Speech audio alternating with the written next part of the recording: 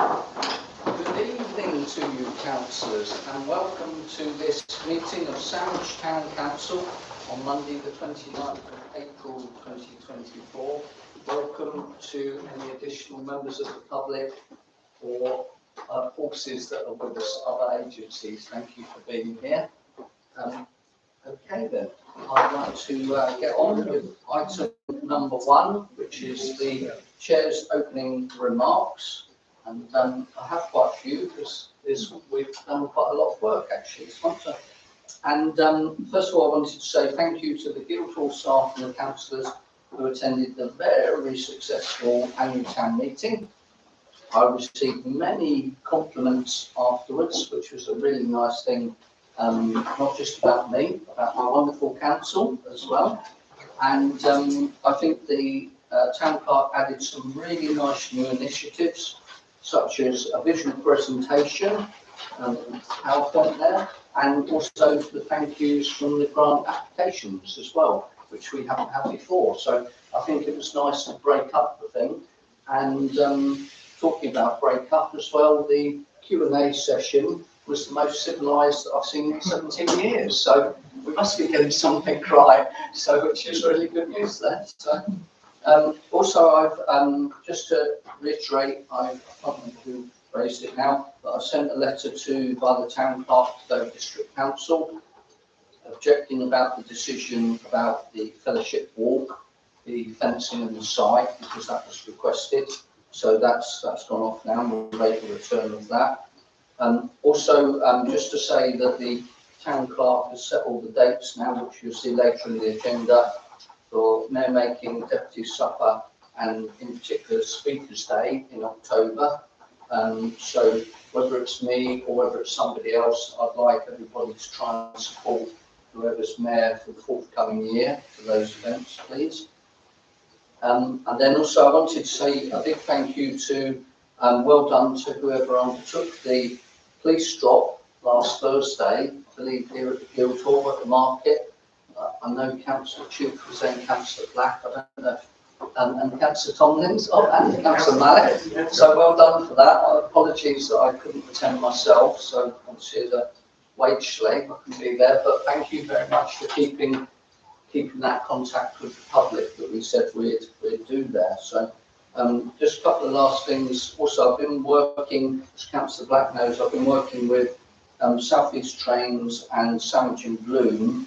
I've been working on a relationship to try and get Sandwich Station entered into best local station. So Councillor Black and I are working with Carol George and a number of other strategic rail partnership to try and get funding so that we can get the station all spruced up and be entered into the competition and of course win, which it did a few years ago. So we have some money from Dover District as well. Exactly, yeah, that's excellent news. Thank you very much, Councillor Black. So, and then the last thing, the town clerk told me about, there's defibrillator training tomorrow, and that there's 4 slots at the Guildhall here. This has been put forward by Dover District Council, and they've got 1 space on the 10:30 slot, 1 space on the 11:45 slot, 2 spaces on the 13:15, that's 1:15 slot, and 1 space on the 2:30 slot. So I believe if you just turn up and say that you wanted to take part in that, you'll be more than welcome to join that. So, and just the other thing I was going to say was this is my last official meeting. So so this is the end. This is the last full town council meeting of the mayoral year. So a bit later on, I believe there's a glass of something to keep our throats lubricated in the mayor's parlour if you'd like to join me. So a bit later on, but I just want to say a big thank you to everybody in this chamber for all the hard work you've done and for all the support you've given me whilst I've been in this chair. So thank you very much to each and every one of you there. So and just for tonight's meeting, we have got quite a large amount to get through. So if we could try and keep the discussion down to the minimum, perhaps just one question each, and if something's been put forward by a committee, obviously you're able to challenge that, but please accept that that committee has already discussed the item already. So thank you very much. Item number 2, Town Clerk, is apologies for absence received. Thank you. Yes, we do. Thank you, Mr. Mayor. So we have apologies from Councillor P. Green, personal commitment, Councillor N. Gray, illness, Councillor D. Marie, a work commitment, Councillor L. Brickley, travel commitment, and Councillor S. Chandler from Kent County Council Association. Oh, as does the community warden. Super. Thank you very much for those, Town Clerk. And item number 3 is declarations of interest. This is to receive any declarations of disclosable pecuniary interest from members in respect of business to be transacted on the agenda tonight. Do you have any? Oh, Councillor Black. Yes, when we talk about the changes to planning, there is one site target aside. I've always declared that, and I have a dispensation, a written dispensation for a number of months now to talk and vote on that. Indeed. Thank you very much for that. Any other declarations? That's all. Thank you very much, Town Clerk. Item number 4 is minutes of the full council meeting and committees. And this is to approve the minutes of the ordinary meeting of Sandwich Town Council held on the 25th of March 2024, and to consider any matters arising from those minutes not covered elsewhere in this agenda. And that is attachment 1A. Do we have any queries or questions on attachment 1A? Councillor Wiles, please stand. Yes, item 03-24-6, public participation. Has a letter gone to the organiser of the event who's sitting in this room? No, I haven't done that yet. Also on that item, it says one resident spoke in support of, etc., etc. Could we not name the people who are speaking on item? I don't tend to do that purely because I haven't asked the participant, but we can certainly factor that in if you want. I can contact the person after the meetings and ask if they're happy for their name to be recorded. Okay, just as a courtesy. Of course. Thank you very much. Any more queries or questions on those minutes? If not, I'd like somebody to propose them. Councillor Tuker and Councillor Pennington, are you seconding them? Thank you very much. And all those in favour, please show with your cards. Or your hand. The cards. Are there any abstentions? Or anybody against? Thank you very much. Thank you. The next item is to approve the minutes of the extraordinary meeting of Sandwich Town Council held on the 4th of April 2024, and to consider any matters arising from those minutes not covered elsewhere in the agenda. And this is attachment 1B. Does anybody have any queries or questions on attachment 1B?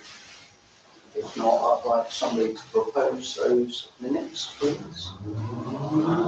Councillor Fortescue, Councillor Tuker seconding them. And all those in favour, please show now. Thank you very much. That should now all passed. Thank you very much. And the next item is to receive the minutes of the Planning Committee meeting on the 4th of March 2024. And this is attachment 1C. Do we have any queries on the Planning Committee minutes? Yeah, 03-24-12, the update from Councillor Morehouse. I wondered if there'd been any progress on 57 New Street. So Morehouse, would you like to answer that, please? Yes, if you can, I won't include that in my report. Sure, okay. There is an update. Thank you very much for that, Councillor Morehouse. If there are no further questions, could I have a proposal and second for the planning minutes, please? It's Councillor Franklin and Councillor Morehouse. Thank you very much. And all those in favour, please show. You can hold those up. And that is passed. Thank you very much. And the next one is to receive the minutes of the Heritage and Landscape Committee meeting held on the 8th of January 2024 and the 11th of March 2024. And this is attachment 1D. Does anybody have any queries on the 8th of January Heritage and Landscape meeting?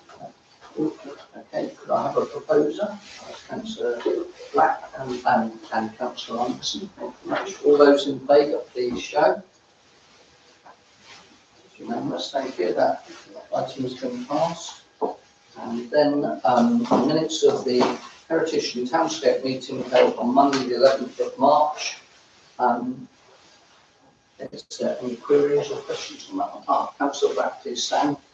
324.6, I just wondered if there's been any progress. This was writing to Network Rail. I wonder if they've responded in any way. No, I haven't had a response yet. Okay. Running late, are they? Yeah. Delayed at a red light. Okay then, if there's no more questions on that, could I have a proposer, please? Councillor Anderson and Councillor Wiles is seconding, and all those in favour please show. And that's unanimous. Thank you very much. That has been passed. And the next item is to receive the, let me know. That's one, right, that's one. To receive the minutes of the Finance and General Purposes Committee meeting held on the 19th of February 2024, and this will be attachment 1E. Do you have any queries or questions on the minutes for Finance Committee? No. Okay. Can I have a proposer and a seconder, please? So that's proposed by Councillor Pennington and seconded by Councillor Tuka. Thank you very much. And all those in favour, please show. 3 extensions. 3 extensions. That item has been passed. Thank you very much. And finally, to receive the minutes of the Human Resources Committee held on the 22nd of January 2024, and this is attachment 1F. Are there any queries or questions on these minutes at all? No? Could I have a proposal and a seconder for the HR minutes? Thank you, Councillor Anderson, proposing, and could I have a seconder for that? Councillor Franklin, and all those in favour, please show now.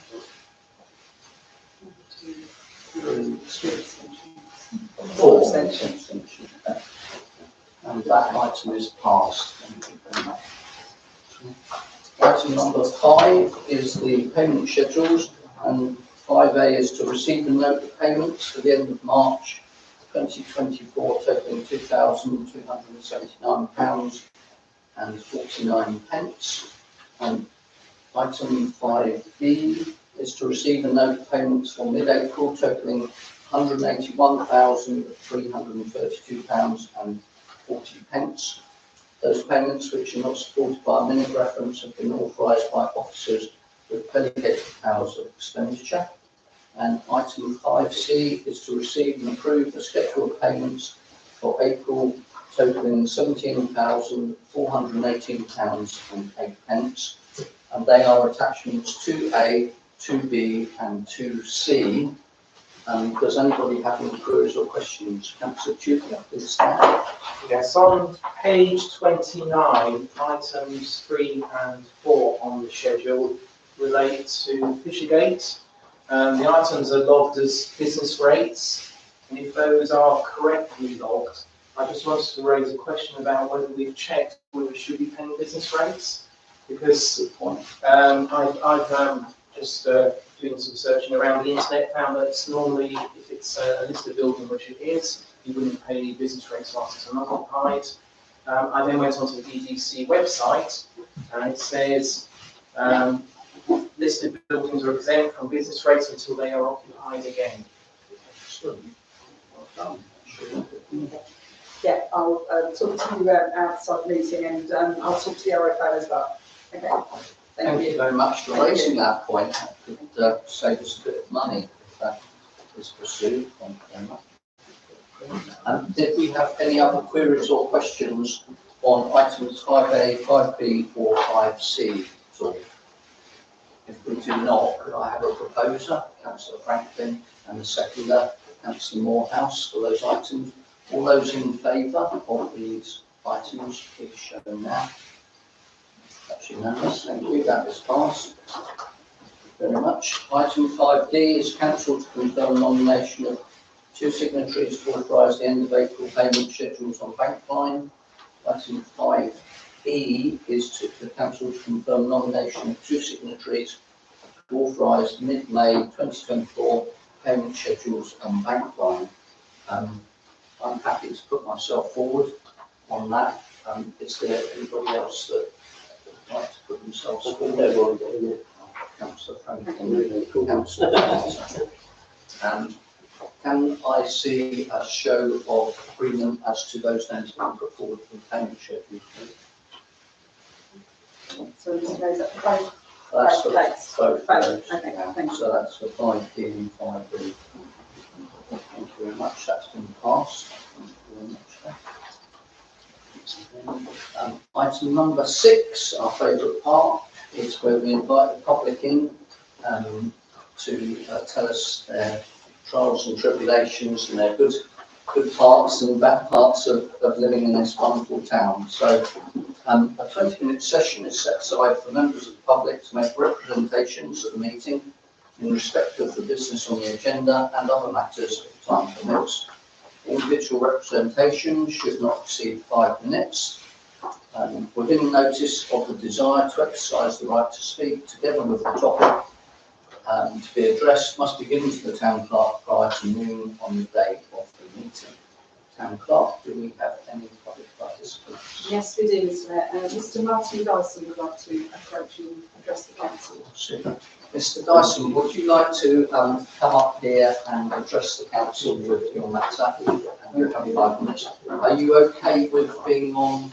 Yeah. Films? If you're not, we can move you to another. No, that's fine, thank you, like you. If you come forward, actually, we'll get to the other table that behind you. Thank you for the invite to raise the petition. Some of your councillors have been good enough to already come and visit the junior school. I'm representing, obviously, Sandwich Junior School as headmaster. I've also got one of my governors, Hannah Bellingham, at the back. Really, we were hoping that Mrs. Chandler from KCC was here to hear our petition, but in her absence, it would be good if you could represent our views to Councillor Chandler.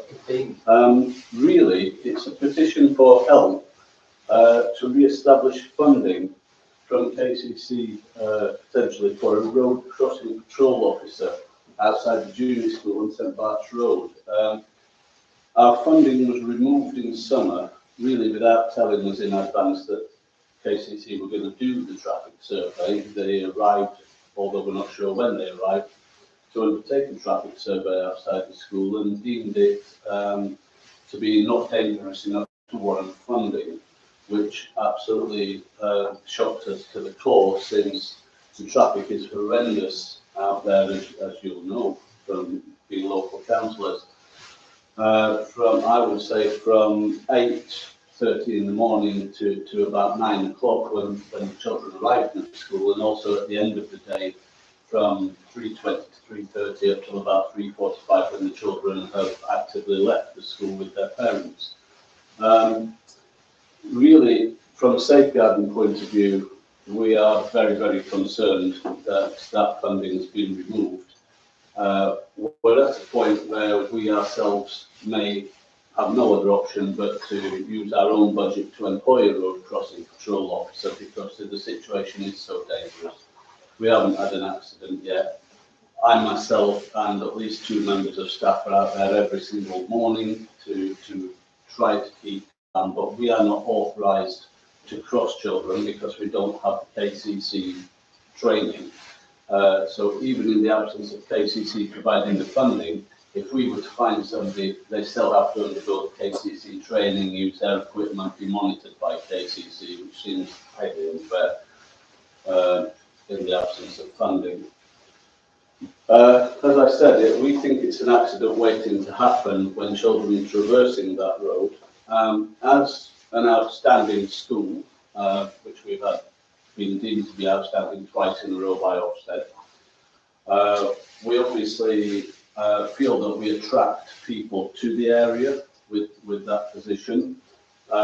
We are attracting children from, we've got children coming to us from Deal, from Eastry, and as far afield as Ramsgate now. And we try to give every child the availability of a space in school to the extent that this year I'm even taking 2 extra children into the Year 3 cohort to enable children to have an active education because there'd be nowhere else for them to go. But obviously with more children comes more traffic, and we really are making a plea to try to get as many people behind us as possible to petition KCC.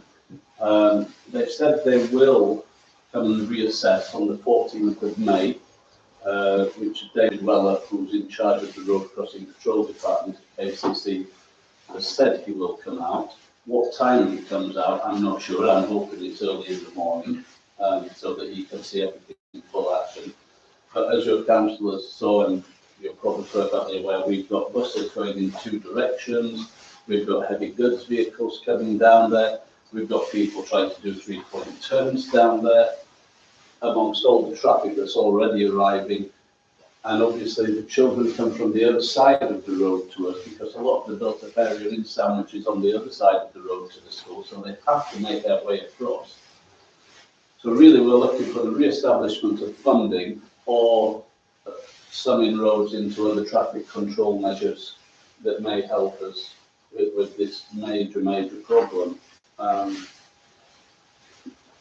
I'm not sure what other options are available to us, to be honest, but like I say, in the time of stretched budgets, and school budgets are stretched to the absolute core, to employ a road crossing patrol officer out of our own budget will be a stretch, but we may be left with no option but to do that, which is a shame, because that's at the expense of things which enrich children's lives, and projects which we're already undergoing. So really, it's a key for both councillors and mayor.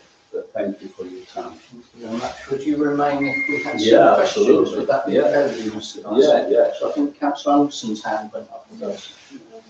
Could you tell us what the cost of crossing health?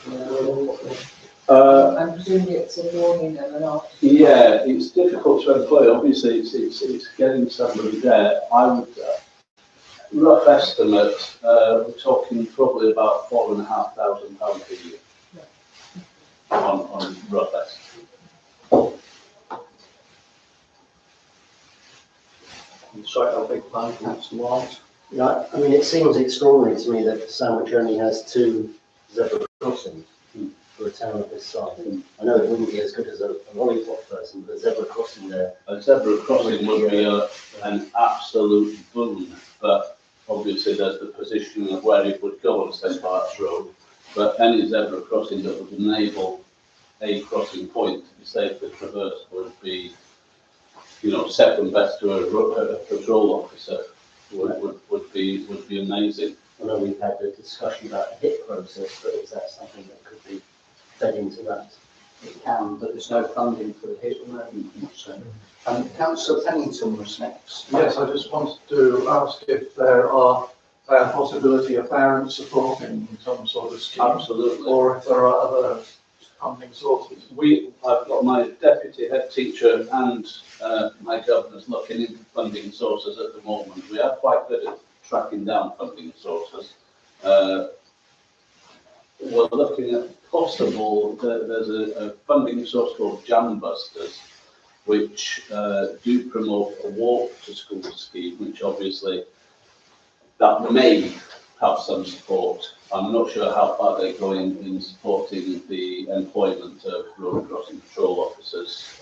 They were very generous in giving us funding to re-tarmac a scooter rack and a cycle park this year at their cost. But I'm not sure if they do anything that's on the public highways. But we are looking into it. Councillor Tuke and then Councillor Morehouse. So, myself and Councillor Tomlins that came to the school last week. Last Friday. Friday, At the end of the school day. And within 20 minutes window of watching what's going on, the traffic was appalling. it was shocking actually. Yes. To join in there, I was shocked by how dangerous it is, how busy it was, the visibility issues. There were many kind of concerns. We were hoping Councillor Chandler would be here today because of the cases he represented. She would hopefully be able to get on board and look at it. And 4 buses tours in the duration I was there. There's cars parked down on the side, there's a van parked on the side of the road. Children, I stayed to the end when they were leaving. They were freely crossing the road on their bikes, on their scooters, as children will. And it did seem a really hazardous environment. One of the points were the signs, sorry to have taken over from you. No, sure. One of the signage is quite obscured, the school isn't very visible. And as Hannah explained as well, which is very obvious, you've got greater visibility because it's on the bend, so you can see down both sides, alternatively the other way, you've got even worse visibility. Yeah, I mean, I'm amazed that they would in any way assume that was in any way safe, and I think there was very scant information on the report to actually see what time of day they did the assessment. I have asked for a copy of the full report, but so far I haven't received the full report. So I would like to think that full support would go behind this initiative to support the school to get the appropriate person in place, really, because it's the obvious solution. Before I call Councillor Moffat, if you were able to share that report with the town council, I'd be very grateful if you could send it to the town clerk, unless it's confidential, of course. No, I'll get it, as soon as I get it, I will send it to you, yeah. I have requested it from David Weller. I think it's from Stonewall at the moment, but I will keep. Please persist. Yeah, I And will. then the last question is from Councillor Morehouse, who lives close by to There was reference to the hit report. I consider the St Glass Road to be the priority because it is one of the most important strategic roads in Sandwich. On the basis of it's the bus route, it's the only access for co-op. There is no other way that the co-op riders can get to the co-op. It's access to the caravan park, which is an important part of our tourism industry. And there's the school. So that's the four things all tied together. We had a visit from one of the traffic officers at KCC back in 2013. And this was at between 3:15 and 3:30 on a Friday afternoon. And I said to and it was congested, it's been congested for many, many years. Yeah. I said to the officer, what about emergency vehicles? And she said, well, they'll find another route. That's their attitude. That's sure. The one question I would ask is, could you give us some kind of, what would be the cost comparisons between UNIT funding and KCC funding? Because it makes no sense to me if it costs you more to fund because of the training might be cheap, I'm certain of that, in comparison with what the KCC funding control. Well, the training, I think that the training they will provide, the cost of employment, they absolutely won't provide at the moment. There's got to be a cost comparison between the two, because it does not make sense if an education budget is costing more than it would be if KCC to employ someone directly. Absolutely. I can find that out. Did you want Yeah, a I just question wanted in to your make own right? just a very quick point. I think it's worth noting that the school is a KCC school and not an academy. Yeah. So there doesn't seem a lot of sense because it's all KCC money. Yeah. But what they're asking the school to do is use their own budget, and massive congratulations to achieving outstanding. I don't think we don't like those words, but twice. Really worth supporting. Thank you for that. Thank you very much for Thank bringing you. that to us, Mr. Dyson. Thank you very much. Obviously, we don't have a large amount of powers, and we don't have a large amount of budgets because we try to keep the precinct down each year, unfortunately. But whatever we can do to help you, we will do, and we will bring it to the attention of the county councillor for you. Thanks very much. Thank you very much for giving us the time on the floor as well. No problem at all. If you wish to leave the meeting at this stage, we might go on for another couple of hours, but you're welcome to stay if you wish to. We'll give you some. Thank you very much. We'd like to invite you all as well. On the 3rd of July, we have an art exhibition at Mary's Arts Centre. And we're hoping we've got some celebrities coming to it. So some of our children have been involved in filming with Jim Moyer, formerly Dick Reeves. So we've got 2 of our children will be on Sky Arts. So but on 3rd of July in the evening, anybody's welcome, and we'll be at St Mary's Arts Centre. Thank you very much. Thank you very much. Thank you very much. Okay then, and so the next item is item number 7, which is a verbal report from our Dover District Councillors on matters relating to Sandwich.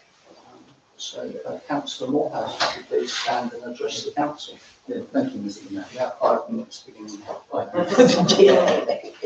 Right, first of all, planning reference 24, I believe, 00068 on Peter Street. The planning committee will meet in either May or June on that one. Secondly, planning reference 23, I believe, 0131437, 12 Britannia Terrace School Road. There seems to be some confusion here with the planning applications, because there's 2 demolition or 2 walls in the frame here. One is the demolition of the walls to facilitate the extension. The other is the demolition of the wall to facilitate the traffic access. My understanding is that one of these is a retrospective application for work that's been carried out without planning permission. And it was interesting, when I attended the planning committee meeting on the 14th of March, Jeff Lockman lamented the fact that there's too many of these retrospective planning applications, and suggested there needs to be scrutiny, and I look forward to hopefully seeing some more scrutiny in regard to this, because it really is, it's not good for any planning applicant to do the work and then put in the planning application afterwards. Cynical exploitation of loopholes. Thirdly, the flats in St Bart's Road. I mentioned at the last meeting about the disability access. DDC have agreed to raise the platform and create ramps at the rear of the property. But due to the recent unpredictability of the weather, they've been unable to pin down a date. But I am told that that work will be completed by the end of May. Once that's completed, I'll then start putting some pressure on them to do something about the doors in the building, which are phenomenally heavy. I mean, Arnold Schwarzenegger struggled with the heaviness of these doors. The glass at the front of the building is the original glass from 1965. So glazing technology has moved on a lot in 60 years. So it cannot be energy efficient. And Dover District Council's green credentials, I would question if they don't do something about this. Fourthly, reporting to the Alice in Wonderland article in the recent Community Act, which suggested that prior to 2023, we lived in a utopian society of no council tax increases and no parking charge increases.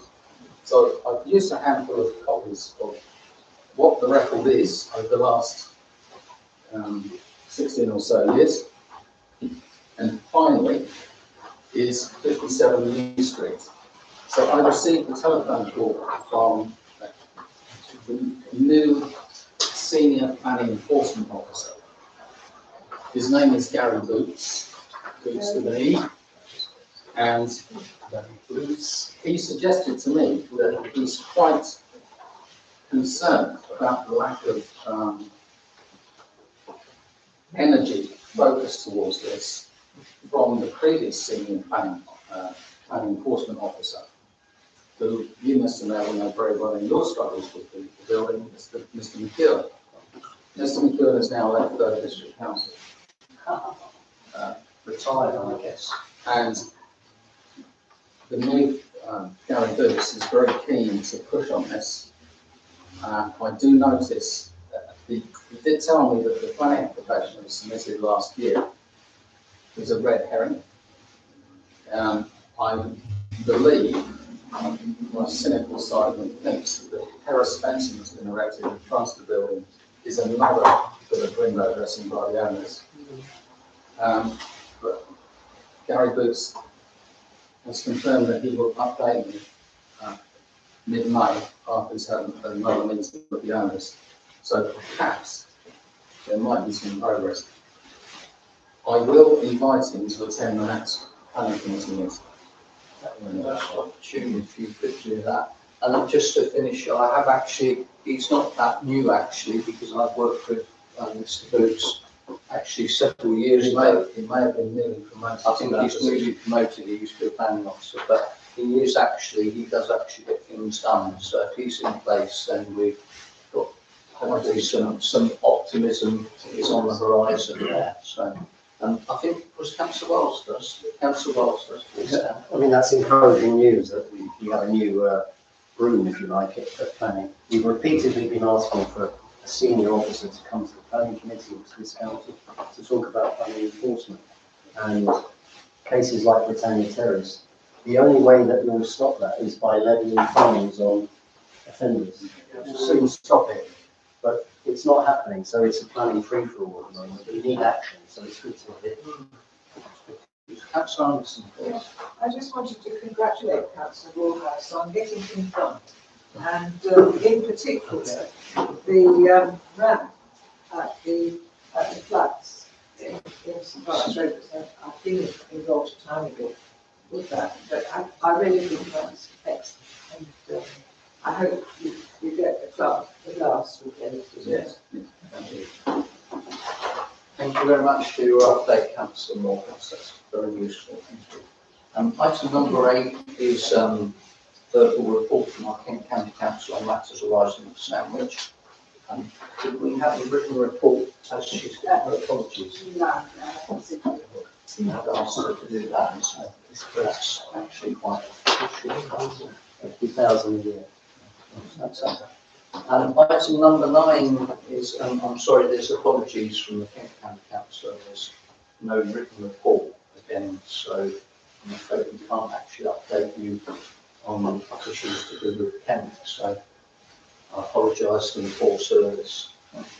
Item number 9 is a report from the local police representative and or community warden Sandwich, and to receive reports from local police representative and or KCC community warden. Do we have anything at all?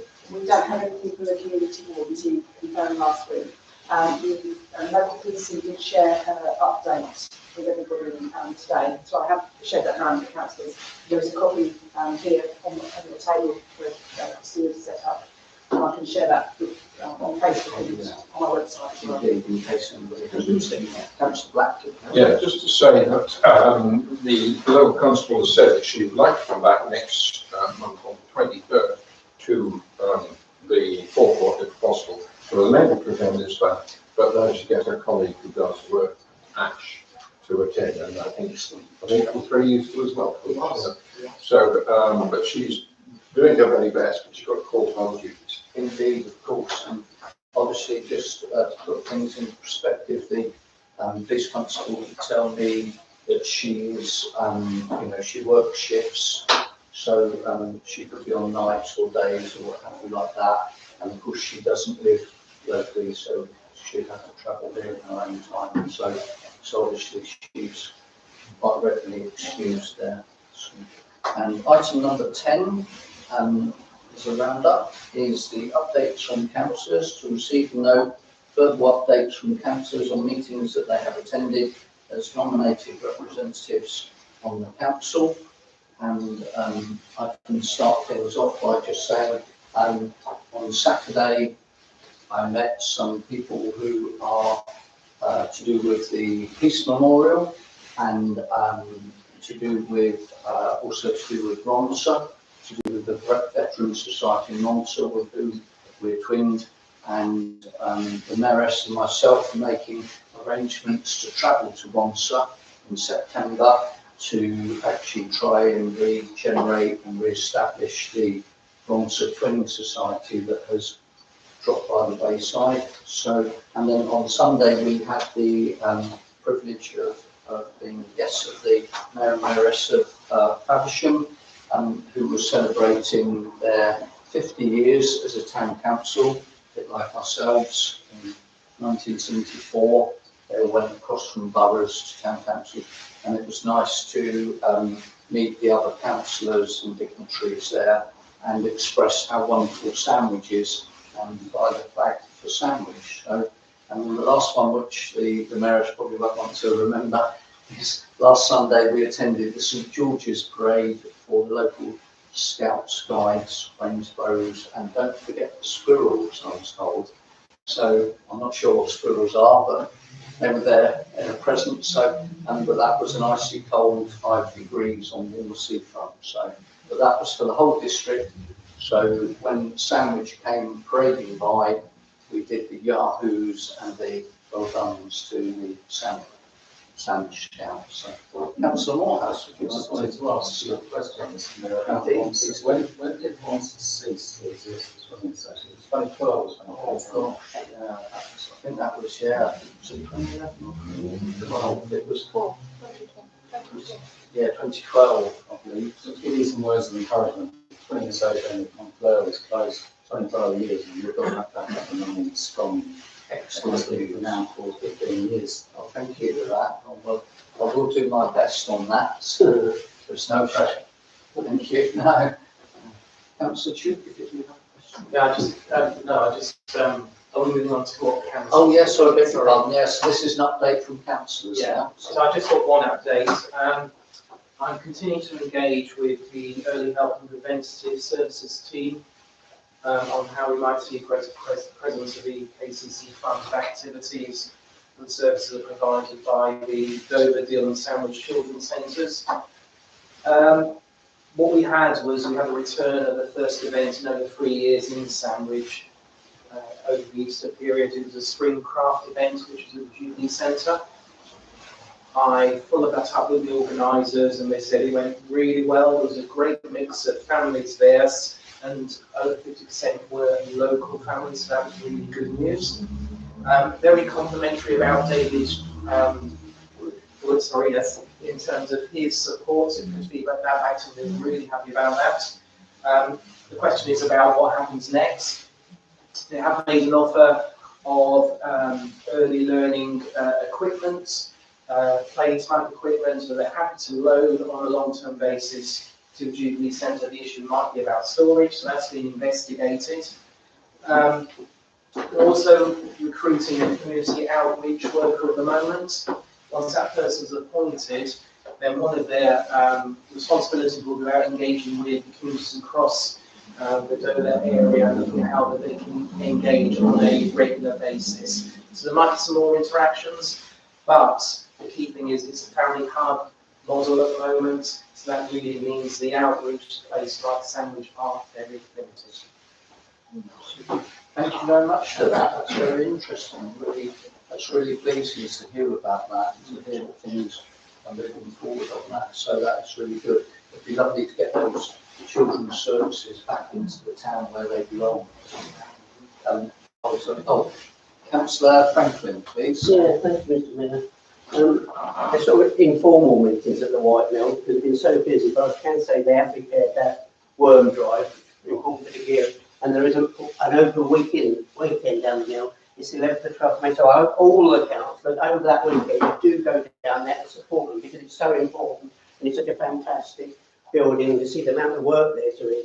It's really, those volunteers, the amount of hours they put into that place and the skills they've got, very good. And I just say about Romps, I did go there last year with the Rotary, and they are very welcoming. Councillor Franklin. Yes, Chair, thanks. 27th of March, the council wanted me to attend online discussion about community transport. Bridport were the example. Not very good news, because even after 3 years, they're still having to pay about 14,000 a year for just a few days of the week, bringing people in from the other villages to Marlow. The other thing is Faversham have now launched their community bus. I've got to wait a few weeks and then I'll have a trip to Faversham Market to see the person there and a visit to the Three Mariners. So that'll be it. And the final thing, you've already commented, you had a meeting at the station with Network Rail, with Dover District Council, who have got a scheme to put some funding in, as well as the fuel South Eastern trains. So we had a meeting with Sandwich and Bloom, and I think it was very productive. So we might start getting a few more answers afterwards. A few health and safety issues we weren't aware of, but there we go. Indeed. Thank you very much for that, Councillor Black. Very positive.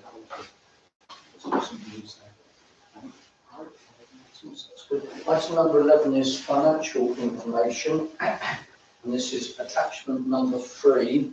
And this is to receive and note Sandwich Town Council statement of accounts as at the 31st of March 2024.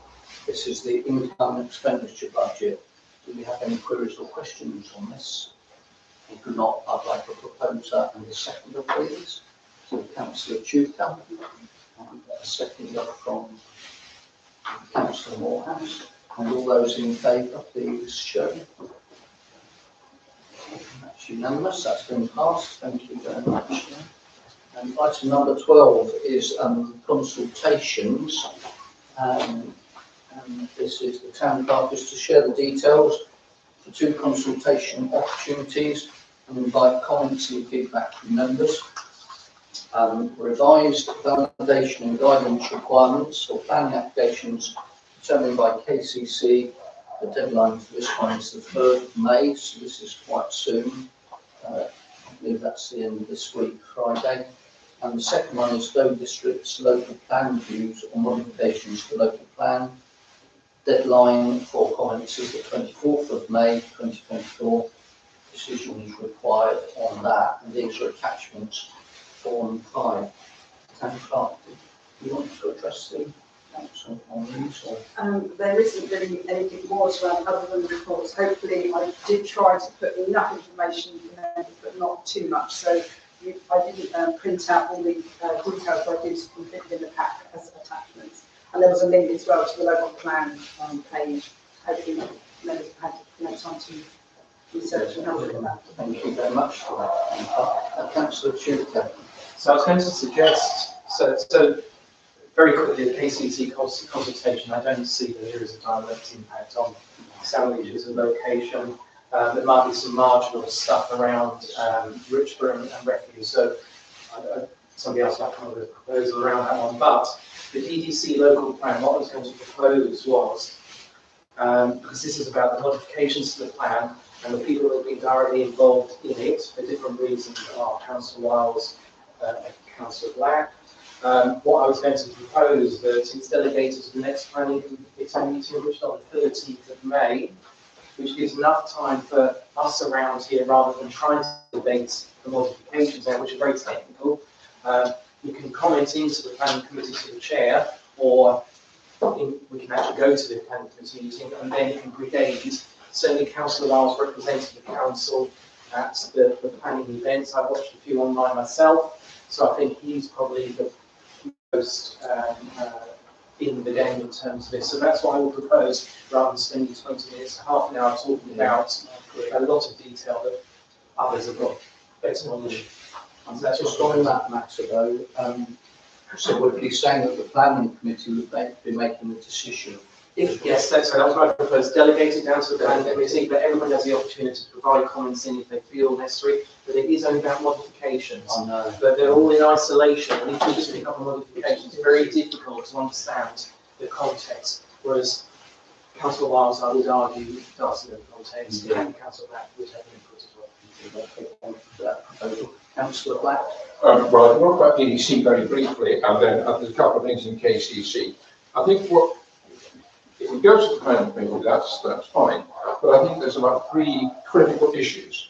If you look at page 14 of the DDC one, it's 3.53, increasing sandwich housing allocation from 227 to 282, a 24% increase, and I can see no justification whatsoever for that. The second thing is MM8, page 17, the final paragraph, that developers should take account of infrastructure and weather code. Quite frankly, there's nothing in the various proposed sites that deals with infrastructure. What are they talking about? And the third one is the one that I have a dispensation to talk about, which is SAP 21, and the absolutely appalling decision to flog some land to the school and build 24 houses. This is ridiculous. No consultation, and that contradicts exactly what Kent County Council is saying in their own discussions about the involvement of the community. So I'll be raising these at the planning committee, but all councillors should be aware of just how bad this is. Thank you very much, Councillor Black.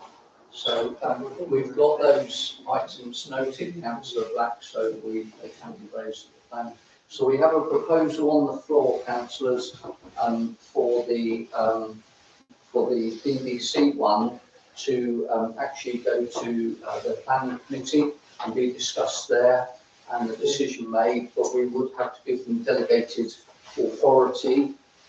So obviously, I mean, it could be disseminated electronically to make sure everybody is happy with that, but we would have to give them delegated authority. We can't bring it back to the next council meeting to leave enough time.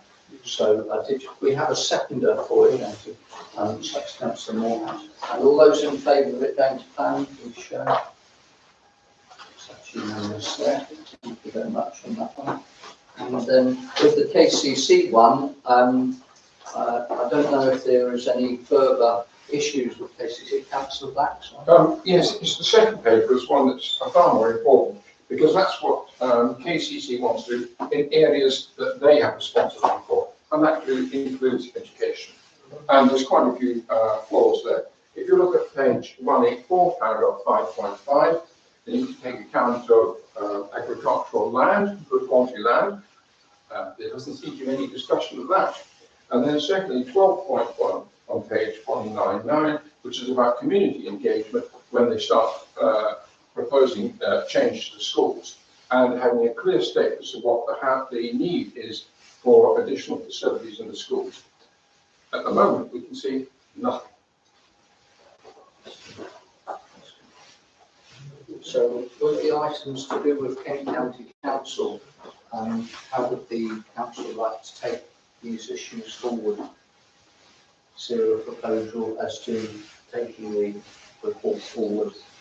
Is Sandwich Town Council going to put forward the issues that we raised? Councillor Black? I think we've got a problem in that I think it's the 3rd of May that we have to respond. Yeah. And I'm not quite sure. I think council should respond individually, Mr. Mayor.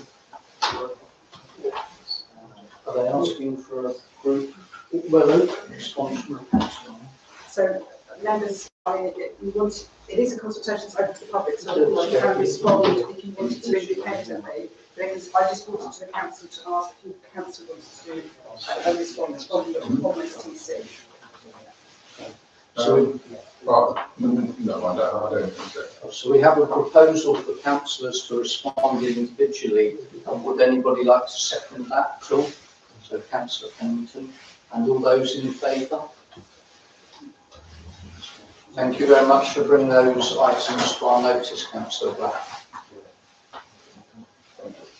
The next item is item number 13, which is Standing Orders Working Group report. And the Standing Orders Working Group have met and debated the options for STC to agree the committee memberships for 2024-25. The report details various principles and scenarios for council to consider. A decision is required on this, and this is attachment number 6. I just wanted to hand over to the town clerk for an update on this because the town clerk has already sent out the slate and she has an update to give the council at this point. So I want the town clerk to speak first. I don't know, because I think Councillor Black, it is his report too, Mark, I don't know. I'd like to speak very briefly, if I may. I understand, I mean, the town clerk and I have been in communication, and I know what the issues are as far as I'm concerned. The only concern we had was when a committee was oversubscribed. I understand there are 2 committees that are oversubscribed, each by one person. One person. The suggestion that town clerk has made is could we increase the numbers on those 2 committees if we want to. That's a way forward, I think, in the short term. If the council wants to do that, I'm happy to defer this item for a fuller discussion next month, when we hopefully will not have such a crowded agenda. Indeed. But it will need to be next month. I agree 100% with that. So thank you very much for that, Councillor Black. That is a very intelligent proposal there, so thank you very much for that. I'll hand you back over to the town clerk who can give an update on where we are. She's had all the responses back. Thank you. Yes, thank you very much. So I did chase the last few councillors today, so thank everybody for responding today when I was sending out emails and telephone calls and text messages. So I can confirm that as it currently stands in the slate, there are 9 councillors that includes the mayor on finance and general purposes. So that fulfils the committee for finance and general purposes. Heritage and Townscape Committee is the same, 8 councillors plus the mayor, so that is 9 councillors in total. So that one is fully subscribed. Planning is the same, 8 councillors and the mayor, there's 9 councillors subscribed and confirmed. And then Monkswell Nature Reserve, we have 1, 2, 6. So this is a difference because previously it was 4 councillors and the mayor, so I'm proposing that you increase that to 5 councillors and the mayor, and that's reflected in the terms of reference. And the same for Human Resources Committee, that was previously 4 councillors and the mayor, but it would now be 5 and the mayor. So it does mean just increasing 1 councillor on each, the Monkswell Nature Reserve and the Human Resources Committee. And that can be done reflected in the terms of reference as well at the next meeting. Thank you very much for that report. So, Sorry, can I just clarify, because in this report it says finance and general purposes has 10 members. I believe that should revert to 9, and so it's standard across the. Yes, so I think it was temporarily increased. Yes, Councillor Payne, yes, but it is reflected now back to the 9. and Councillor Anderson. I'm a bit, I mean, this sounds like a reasonable way forward now, but I'm a bit concerned that we may be setting a precedent. So if we get, say, I don't know, 10 or 11 people wanting to be on a particular committee next year, what's to stop us from just expanding the numbers and saying there you are? Because we did actually decide in the standing orders to put numbers, committee numbers in the standing orders, as I remember. I think that what the problem's been is the very short length of time we've had to look into this and review this. And Councillor Black and his team have done an excellent job, and he's just said that he's prepared to look at this, defer it, and look at it in a month's time. Councillor Black, did you want to? Very briefly, Councillor Johnson, I share your concern, and the working group doesn't share that concern. What we have suggested in discussions with the town clerk is do it this year.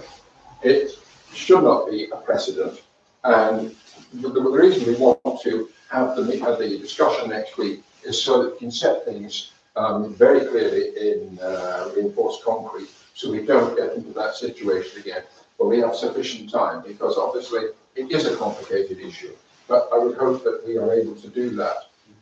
Thank you very much for that. So my proposal from the chair would be to defer this work, this excellent work that's been done on the Standing Orders Working Group, so that they have more time to look into it and establish these concrete guidelines in future. And item B would be for the town clerk to make the adjustments to the 2 committees, so they're increased just by 1 place. So that is the proposal. Did I have anybody to second that? Thank you, Councillor Pennington. And all those in favour of that proposal? Okay, that's unanimous. Thank you very much for that. And thank you to the standing working orders standing group for doing the work on that. Item number 14, IT hardware options for councillors. And this is for members to receive a report from Councillor Duca, who seeks to debate with decision from members on the potential replacement of the existing devices used by councillors. And these are attachments 7A, 7B and 7D. And I just wanted to point out myself from the chair that although the Chromebooks, which I've not got any banner to fly on Chromebooks, apart from all the organisations that I know use them, is the additional costs on the Chromebook. Even when those additional costs are added, the initial outlay for the Chromebooks is the cheapest. So the additions of the licenses and I believe there was some Microsoft licenses and what have you there. Obviously the Chromebooks, which is quote number 3, is still the cheapest with all the on costs as well. So, but I open the floor for debate. Recommendations are members are invited to approve the replacement of the current iPads, which are really at their lowest step now, used by councillors with one of the 3 solutions below. So we're looking really for option 1, option 2 or option 3. So did we have any debate, Councillor Duca? Yeah, I don't think it's necessarily a debate. I just say that following last month's meeting, I did contact the IT. I factored in their assessment in terms of the Chromebook. Just 2 points, I suppose, if I want to keep things brief. The funding we've got available, each of the 3 options comfortably comes within the funding, so that's a key thing to recognise. And just the second point I was going to make is it's a customer-led decision. It's not a Crowley IT decision. So they've given their insight, their preference, their presentation, and 1 or 2 of their comments I'd probably question, like a Chromebook is less easy to travel around with. Well, of course it's slightly heavier, but actually it has certain advantages. So I think we've got a choice between the 3, the Microsoft Surface Go probably is ruled out on a number of factors.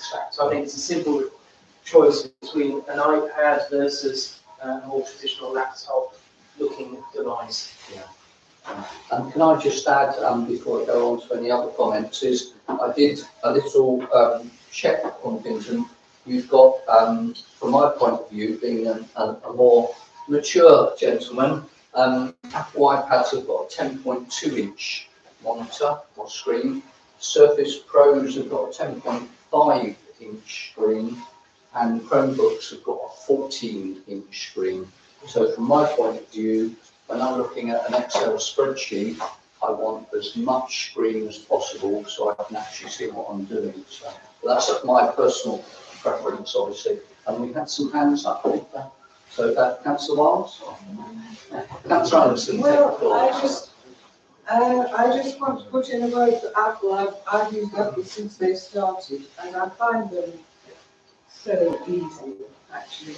And I think we have to accept that there's a range of skills located amongst us.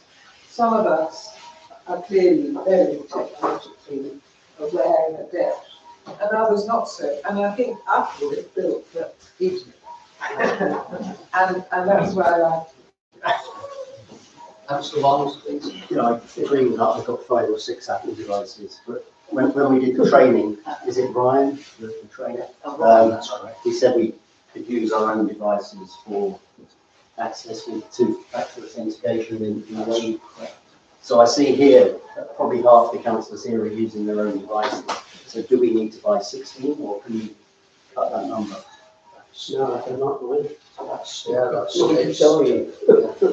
that's a good question, there, yeah, I'll pick that up. Was there something else? I just wondered about whether you'd have a word with the cattle so we have access to, so we could use it more widely, not relevant, but because there's still issue with, I've got iPads and laptops, but there's still issue with certain files and not being able to open them. Yes, so we would have access to what's called Microsoft 365, so which is what I'm looking forward to. So currently on the iPads, I'm just giving my experience for the last, whatever it is, 5 years, I've been drafting not all my letters, I've been drafting on my laptop at home, then I'm emailing them to my iPad, and then from my iPad, I've been emailing them out. So if I'm contacting the Police and Crime Commissioner, I'm on my laptop, my Chromebook laptop, using Word, then moving across to the, emailing it to the iPad, and then from the iPad, I'm emailing it to the Police and Crime Commissioner. Now, basically, I don't want to continue doing that for the rest of my time on the council. So that is a very good point there, and I'll come back to the point of the numbers there. Councillor Black. Yes, I mean, I sympathise with some of that, and I have to do that at the moment. But that's because the iPad keypad at the moment is pathetic. It's really bad. If I understand, the Logitech keyboard is a full-size keyboard, or almost full-size, and so you've got a different kind of response. And if you've got 365 on it, fine. Because the problem with Apple, if you use Apple computers, they use Pages rather than Word, and you have to export and blah, blah, blah, blah, blah. The second thing is I would put a plea for whatever we buy, can we please have a PDF annotator? It's absolutely critical because it's so much easier to look at the council reports and the minutes and annotate things straight away. Yes, clause 14.2, this is what it says. I would hope whatever spec is, that is included. We could add that as part of the specifications. And, sorry, Councillor. Yeah, I was just going to say, I did like using my iPad, and those of us that had them originally, we all did have Logitech keypad phones, didn't we? Yeah, but the We have done that before. But I do like Apple, but like I say, I think this is a fortunate, it is a bigger screen. yeah. It is a bigger council manners. So anyway, I do like the bigger screen. And then finally, I just want to respond to Councillor Wells. So I understand the argument you make around using your own devices, but I think the thing is, as councillors, that all the risks shouldn't sit with us as individuals personally. If we work on our own devices and if they collapse and we've got no recourse, for me, having a work device available gives me that protection and the council. Thank you very much for that. So thank you very much for the questions and answers there. I personally, this isn't as the mayor, just as a person, as a councillor, I'd like to put forward a proposal that we adopt quote number 3, which is the Chromebook one, because of the options I put forward, that would be able to use Office 365 on their directory. Obviously, other people, if my proposal fails, other people can put their proposals forward. So, Councillor Morehouse, is this a question or proposal? Oh, thank you very much. That's seconding that proposal. So those that would like to have Chromebooks, please show now.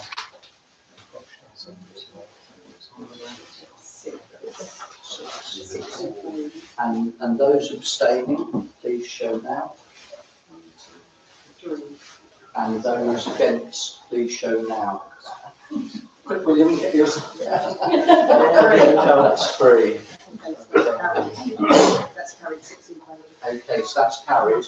And as Councillor Tuker said, it is best if you are actually issued with those laptops. And if for instance you weren't happy with them, then you can make your own choices and you can have are we using MFA or 2 MFA? So we have got a dual solution already on offer from Cloudly IT, which is we can, through two-factor authentication, use our own devices. So between our own devices and what's provisioned to us, we can work across the piece. Excellent, thank you very much for that. Is this a question we've actually now taken the vote? Oh, no, it's not to do with the vote, it's just to do with there will be a lot of surplus machines if we can work out how to benefit somebody. Oh, indeed, thank you very much. That's actually a very good point. I did have that written down here, but I didn't raise it. And very finally, because Just we've a made the suggestion, vote. one of the lower schools. Oh, yeah, indeed. Yeah, indeed. Thank you very much. I've had finally, it's important. Yeah. Go on then. I mean, two-factor authentication is great, but sometimes it goes on and on and on, and it's very time consuming. Can this include face ID recognition, so we can log in and out quickly? Or Yeah. or fingerprint. You can have the fingerprint. Question. Yes, I think I'll take Question, that. yes, that back. yes, so I don't want to make up security policy in the room. My work one has got the fingerprint recognition on, it hasn't got the face recognition that Apple has. Right, thank you very much for that, councillors. So hopefully in a very short lead time, we will have new devices to work on, and we can get on with the work. So, thank you very much for that. So, and item number 15 is frequency of meetings for Sandwich Town Council. Town clerk is to provide a report to members that proposes that the frequency of meetings for Sandwich Town Council to be retained as monthly for full council. The proposal includes the scheduled meetings for Sandwich Town Council committees for 2024. These are attachments 8A and 8B, and we will need to make a decision on this. So. Oh, indeed. I'm sorry. No, just to say, members, I took away the feedback obviously at the last meeting, and now I've scheduled in Sandwich Town Council to meet monthly and not bi-monthly. As you can see, there are some months when we've got 7 meetings I think, in 1 month, so it's going to be a busy year. And also I have kept with not having a meeting in August. So if there are no planning applications in August, the planning committee won't need to meet, but I've scheduled a meeting in case there are planning applications. And as you'll see, the first planning committee is on the 13th of May, so it's going to be soon after the annual meeting. Mr. Mayor, not having the August meeting, that means we won't have the quarterly meeting, doesn't it? We always have a quarterly meeting in August. We're supposed to have 4 quarterly meetings, Mayor making, let's be able to quarterly in August is a quarterly meeting. So I don't know how you're going to get rid of a quarterly meeting, that's all I want. Yeah, I've factored in, so you've still got 3 quarterly meetings. Obviously, Mayor making is one of those. But you'll see there are a lot of local councils who don't meet in August. It's very, very common. But that's always been part of our, I don't know, traditions, but we always, Sandwich Town have always had quarterly meetings when we roll up. So if you want to do away with it, but I'm against it. We will still have 3 quarterly meetings. Well, 3, but we won't have 4. How can you have 3 quarterly meetings? Only quarterly meetings, we only have 3, are they? We'll have mayor making as well. Mayor making. Yeah, the mayor making will be a meeting as well. Yeah, that's the first one. Yeah. Then you get 3 months on, that's May, so that's August. Yeah. You don't know, it won't be quarterly meetings, it won't be over 3 meetings, will it? We can still have them, as traditional meetings. We've always had August meetings. We can still have the traditional roving for the other 3. Well, it's up to the council, but I'm going to say I'm against. We used to have, we used to have 24 meetings a year. Twice a month we had meetings, even in December we had to meet. And now you're doing away with one. And look at the size of the meetings going to be on in September. The man, look at this tonight, 3 pages tonight. September will be absolutely awful if we've got to go 2 months without meetings. It'll be managed by the town clerk. So the town clerk's promised me that she can manage it. So it'll be delegated over the other months. So for instance, we can do more in July, have August off, which allows everybody at least one month in which to take their holidays, and then September we can come back to a smaller agenda. So, and the other three school meetings can still be wrote. So this is, I'm prepared to take this also because. I agree with Councillor Franklin. I think these agendas are too long. Yeah. They need to be better managed. That's something I think we need to discuss. We're not putting enough things to the committees. There's too much coming straight here, and they should be dealt with in more detail at the committees. And there's examples on the agenda tonight. But I still think this is too many meetings for me, and many councils have no meetings in July and August. So I think to have meetings in August, I just think that's complete overload for this town council. Councillor Franklin wants you to have two a month. Well, Mr. Mayor, we're going to get the size of these. Look at the agenda tonight, 77 pages on one report, wasn't there? You talked about 150 pages of stuff to read, aren't you? I mean, we might have to go back to 2 meetings a month. Did you not use AI? You can use AI to go through it. Pardon? No, I use an abacus in the beans. In a quill. You can use AI if you want to. Councillor Anderson, did you have a question? Yes, I'm pleased to see that Heritage and Landscape will meet every 2 months. I think that's the right decision. I suggested it last week. But I'm also concerned about these consultations which we get. And I suspect that we will have to have a number of extraordinary meetings in order to deal with consultations. So inevitably, the number of issues will increase. The other thing is that I really dislike the fact that we talk about issues at committees and then we talk about them again at the full council. And I really do think we have to stop doing that. We have to have a process in place to prevent. I agree with that entirely. I agree. And I did say that at the beginning of the meeting this evening when we accept the decisions of the committees. And then finally, Councillor Pennington, please. Yes, thank you. I'm prepared to go along with the suggestion that if we have road meetings every quarter, that there is a meeting in that quarter when we vote up.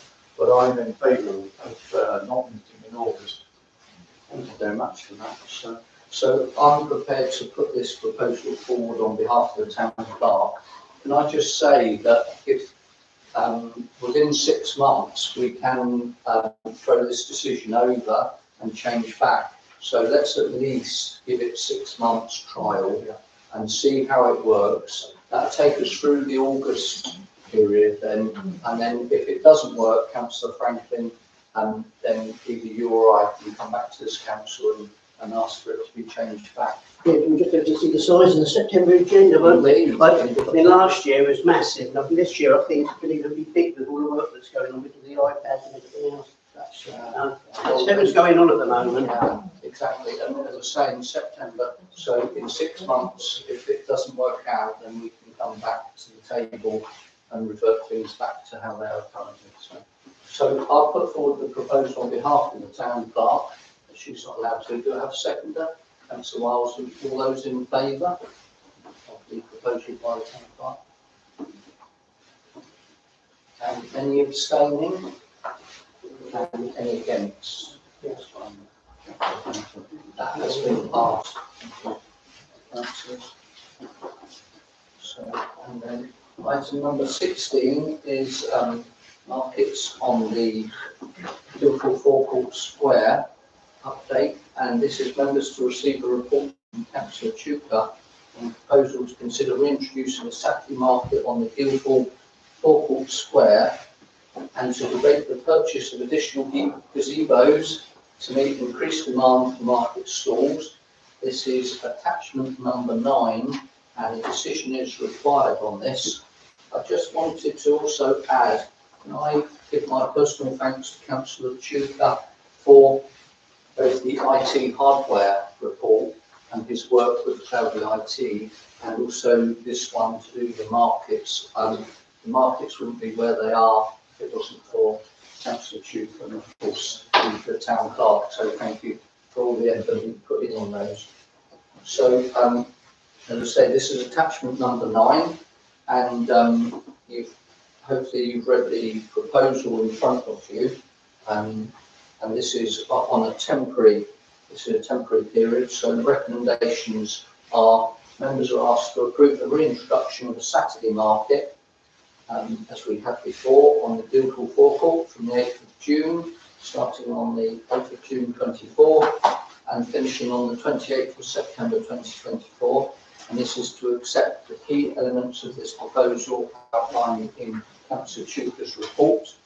And item number 2 is members are asked to approve the purchase of 6 additional gazebos to meet the increased demand for market stalls at an indicative cost of £2,619.66. That's overall cost, not individually. And funding of the items can be provisions from the miscellaneous expenditure budget, which would be ample to cover this for the financial year. I just wanted to add one other thing, was it was only through the ingenuity and intelligence of the town clerk that we got the other gazebos from as a gift from Dover District Council. So if you look at it with a different set of glasses on, we've had all the other gazebos for free, so we're literally buying just a small set of gazebos. So actually the town council is actually on a what is termed a win-win situation. So, Councillor Wild, you have a question? Yes, I fully support this. I think it's a fantastic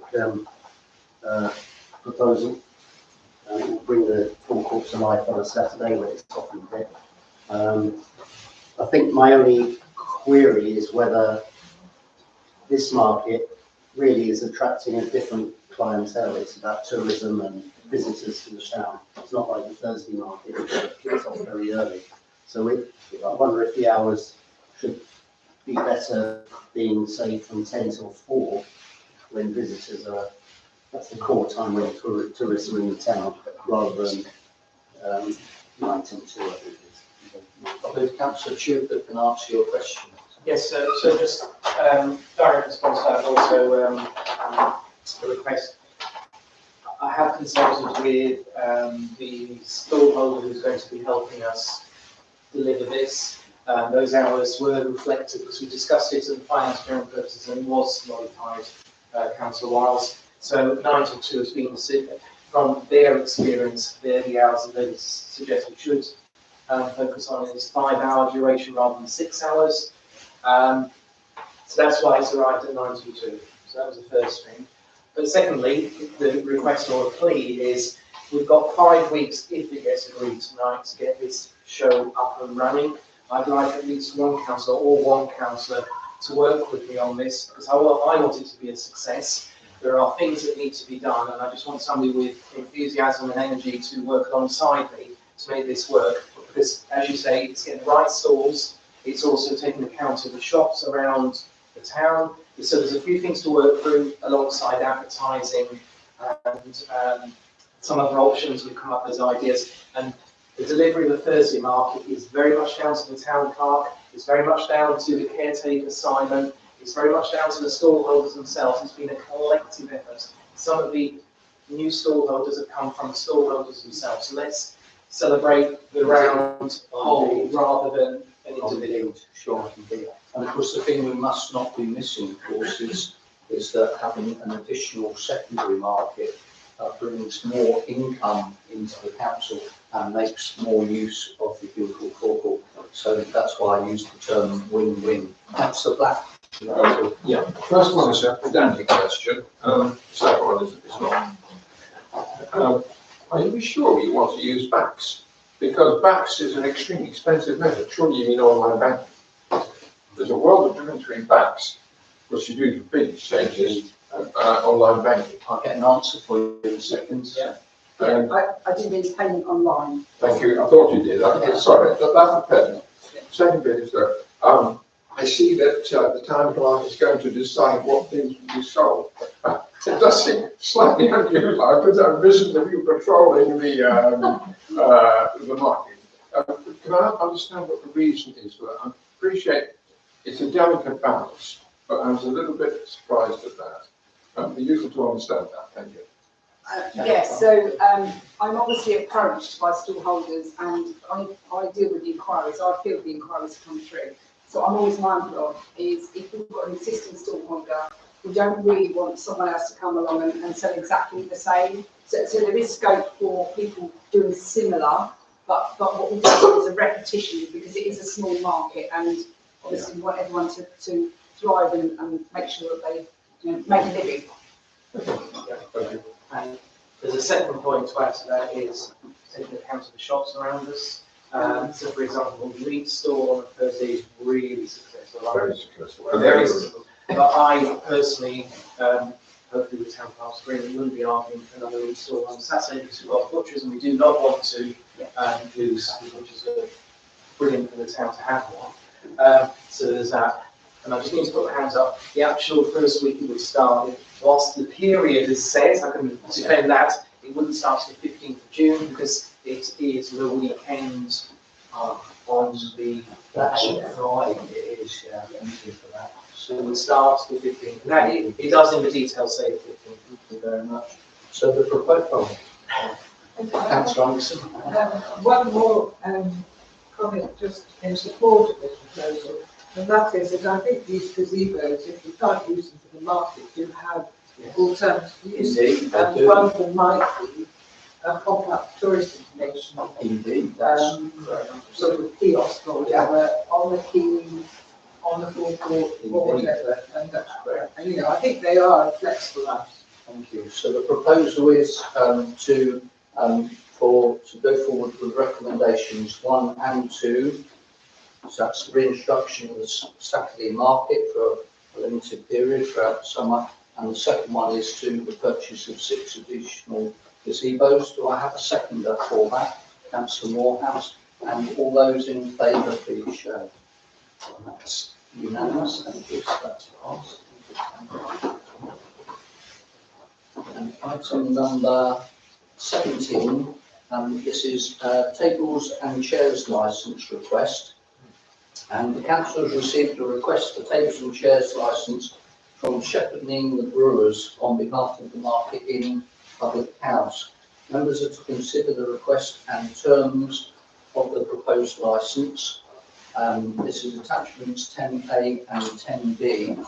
A decision is required and the recommendations are members are asked to consider whether to support the application from Shepherd Neame to place tables and chairs on the Guildhall forecourt as detailed in the submitted layout plan provided. If this approval is given, then members are asked to consider each of the points 1 to 7 raised in the report to determine whether to accept them or reject them as individual items.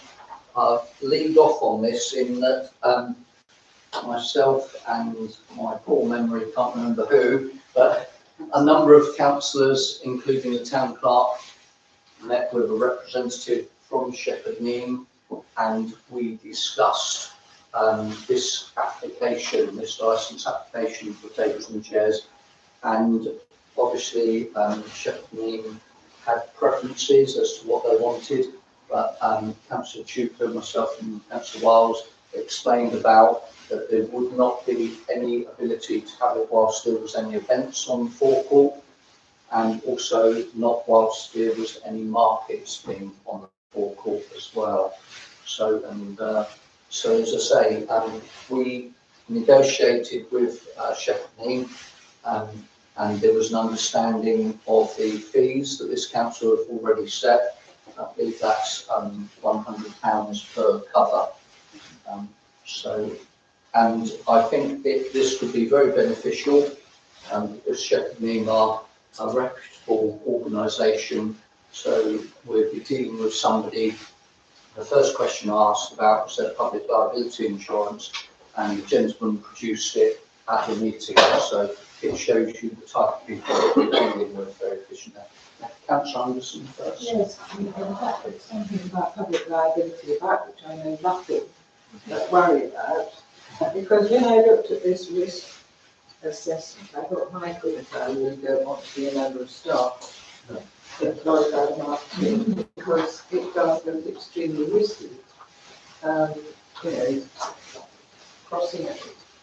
It's not even clear if there will be effective possibly people crossing on whether just across the road. I think it's No, just across the no, only road. the zebra crossing there. At the zebra crossing, Yeah, they would be they have. expected. Yeah, indeed. Okay, well, I just wonder if we're the landlords, as it were, letting this space to, I'm not quite clear, Shepherd Neame or the tenants of the Market Inn.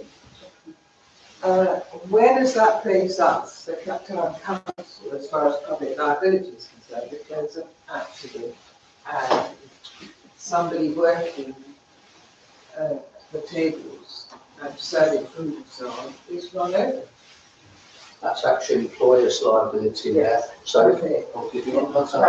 So, yeah, so the serving staff, so the people would order and then sit at the tables, and then the staff would come out to the market and go up to the zebra crossing, come across the zebra crossing, and then issue the drinks to whoever had ordered them at the table. I also insisted very strongly that only plastics can be used, so there's no risk of any damage or anything like that. In particular, I was thinking of councillors that perhaps own dogs here, where the dogs may walk on broken glass afterwards. So I wanted to make sure that any councillors with dogs, their dogs were safe, any broken glass or plastics will be used. But any of the employees that go up and down, if they were to be involved in an RTA with a vehicle, that would be solely down to Shepherd Neame, and that would come under their employees' licensing, and that would be up to the employer to actually redraft the job description to say that that's what they would be undertaking, but there would be no comeback on Sandwich Town Council at all. We are just the landlords, so we are renting the space, and we are renting the space for the tables to go there and the usual services from public house to be served there. So you couldn't suddenly have, say, like a children's birthday party or something else like that there, or something else sort of other school. So I think we had Councillor Wild, Councillor Pennington, and then Councillor Mallet. No, I think clearly Shepherd Neame are a professional organisation. We've had experience of this elsewhere in the country. I think this proposal, it has benefits and it has costs. We have to be able to balance those two things. We get £1,000 a year, and to some extent it brings the forecourt to life, cafe culture, etc. But then against that are the risks that are set out in the report. There's the risks of noise and rowdyism and all the kind of issues that we're familiar with. But as a council, we have to balance those pros and cons. And then we have Councillor Pennington, Councillor Mallet, and then Councillor Tudor. Thank you, Chair. I'm not aware of the proposal of the planning committee. I looked at the chair to see. I'm a bit concerned, or very concerned actually. We have had applications submitted to planning committee where outside tables were requested, including from the Sandwich Cafe, and we took a much stricter line. And I do think there should be a level playing field. And if you take one line with one of the outlets surrounding the square, then we should apply similar considerations to this proposal. This proposal is much bigger than what Sandwich Cafe was asking for, and which we reduced. We allowed them to increase the number of tables, but not by the number they requested. But I'm just concerned that we might be seen to be unfair between the different outlets. Thank you. Indeed, thank you for that. Thank you for that observation. Councillor Mallet? Yes, I would echo Councillor Pennington's comments. Also, you mentioned plastic, disposable plastic or reusable plastic? Reusable plastics, reusable plastics, not disposable. We had Councillor Tudor and then Councillor Franklin. Yes, so a couple of comments raised are actually answered within the report itself. But I was going to point out that the RSA one that was undertaken by KCC and GDC did actually stipulate that this place of crossing is a zebra crossing. So whilst their risk assessment suggests find a space that we would be happy with. I think we should be giving them advice that RSA does exist, and that's would be our preference. Reusable plastics are definitely stated within this. Shepherding already have license approved, so based on these numbers of tables and chairs by DDC, we've got the previous cloud here as well as theirs for tender. What we have done is because of the juggling of the layouts, they've now come back with this revised request. Whether it's acceptable, the number of tables and chairs, we can discuss that, but they've set a precedent with DDC already. But to be fair to them, they came to the town council first this time, rather than go straight to DDC. The only other thing I was going to say, just a couple of other observations. I think we should add in either to not permit A boards or to only give approval to A boards. They've got to seek our approval. What we don't want is a bundle of A boards turning up on the forecourt. And the second, prior approval, coverings, canopies, etc. At the moment, there's none of that, but what we wouldn't want, I think, is the council is suddenly one day to turn up and there's all sorts of paraphernalia, for whatever reason, be rectified. And just to answer a couple of those queries that Councillor Duke brought up, I know I've only been there on 2 occasions. I believe Councillor Morehouse came with me as well, for work purposes, of course, and to the marketing, and we notified them after the decision was made that charges would be made on the forecourt. Councillor Morehouse and I went over and saw the landlord and introduced ourselves, and we explained the situation that had been decided by Sandwich Town Council to charge for covers on the local forecourt. They came back to us quite readily saying, oh, we've already got, which Councillor Duke quite rightly said, a licence from Dover District Council.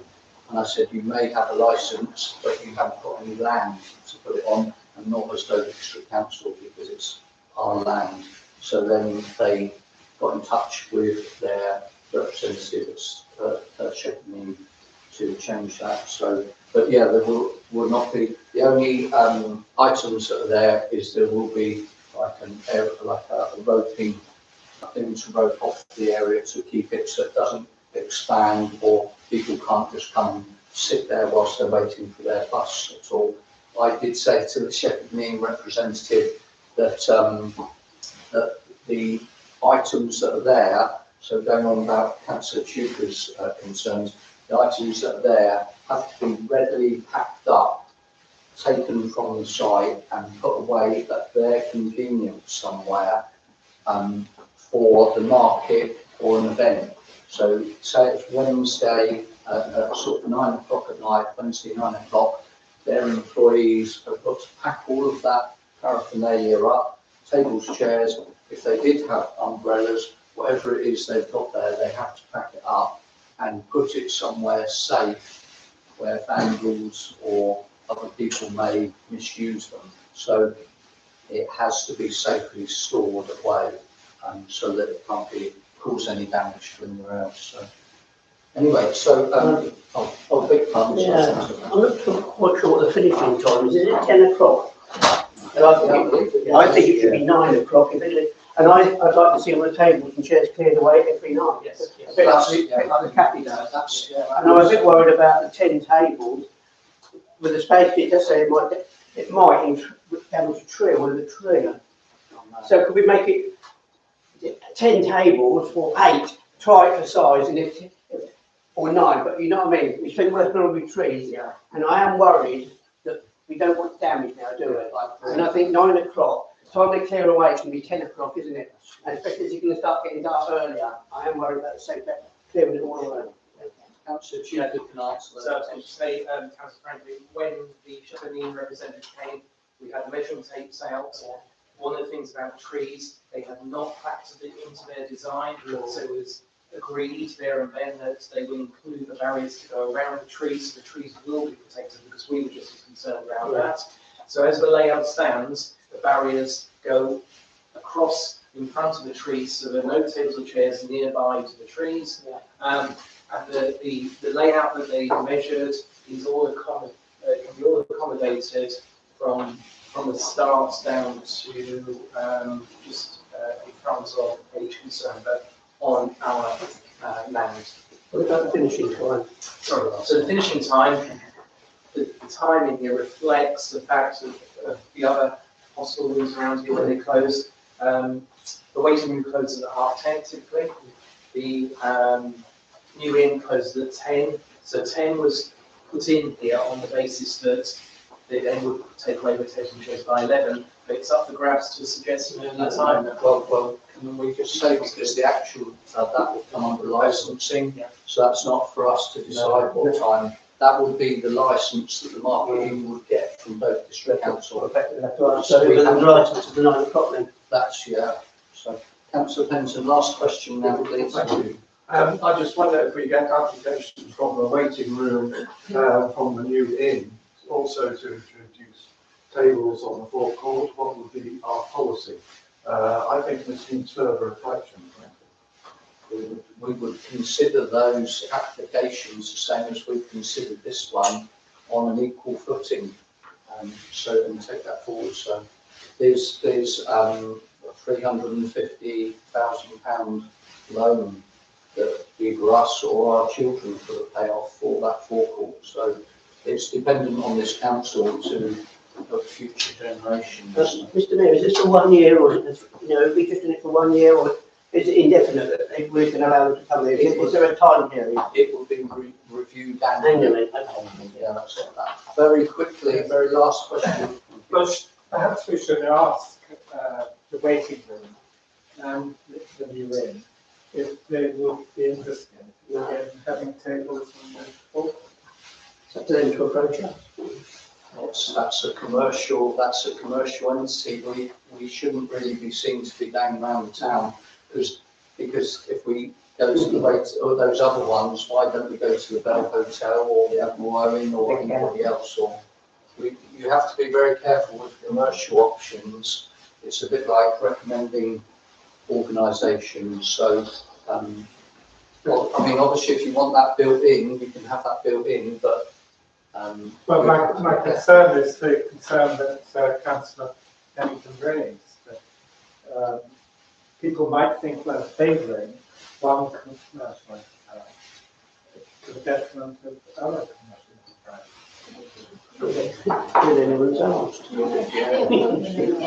Make that aware that it's like with the supermarkets, isn't it? I mean, you choose where to shop.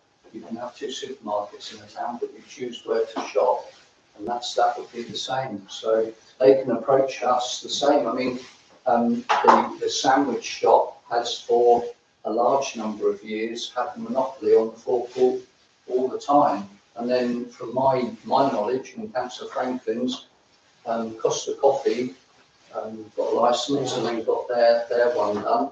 And then Shepherd Neame have approached us and then they've got their one done. But how would you draw up who you would go to approach? So, because do you just do the ones that are in the vicinity of the forecourt, or do you make it an option for no name shop or the ones in King Street? That's a very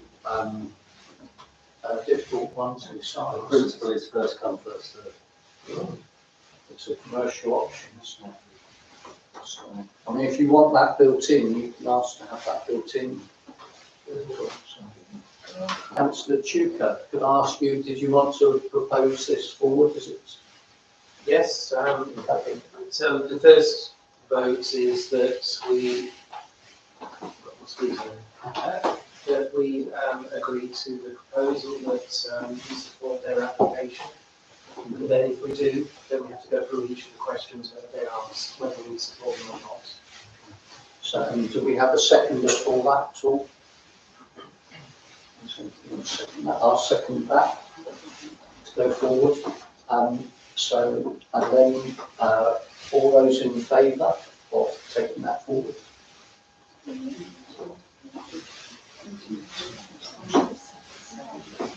And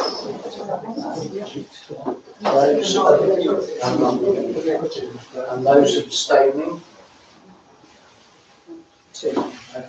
And is there anybody against this proposal? Just one.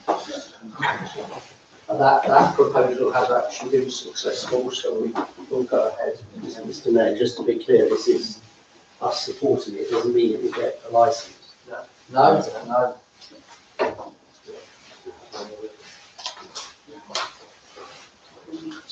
Thank you, councillors.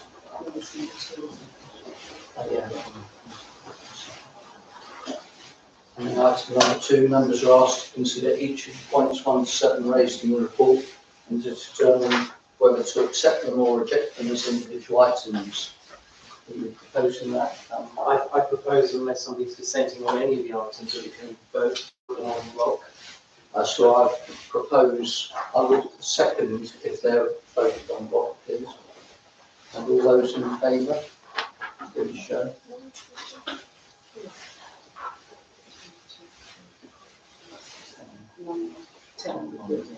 And that item has been passed as well. Any abstentions? 1, 2.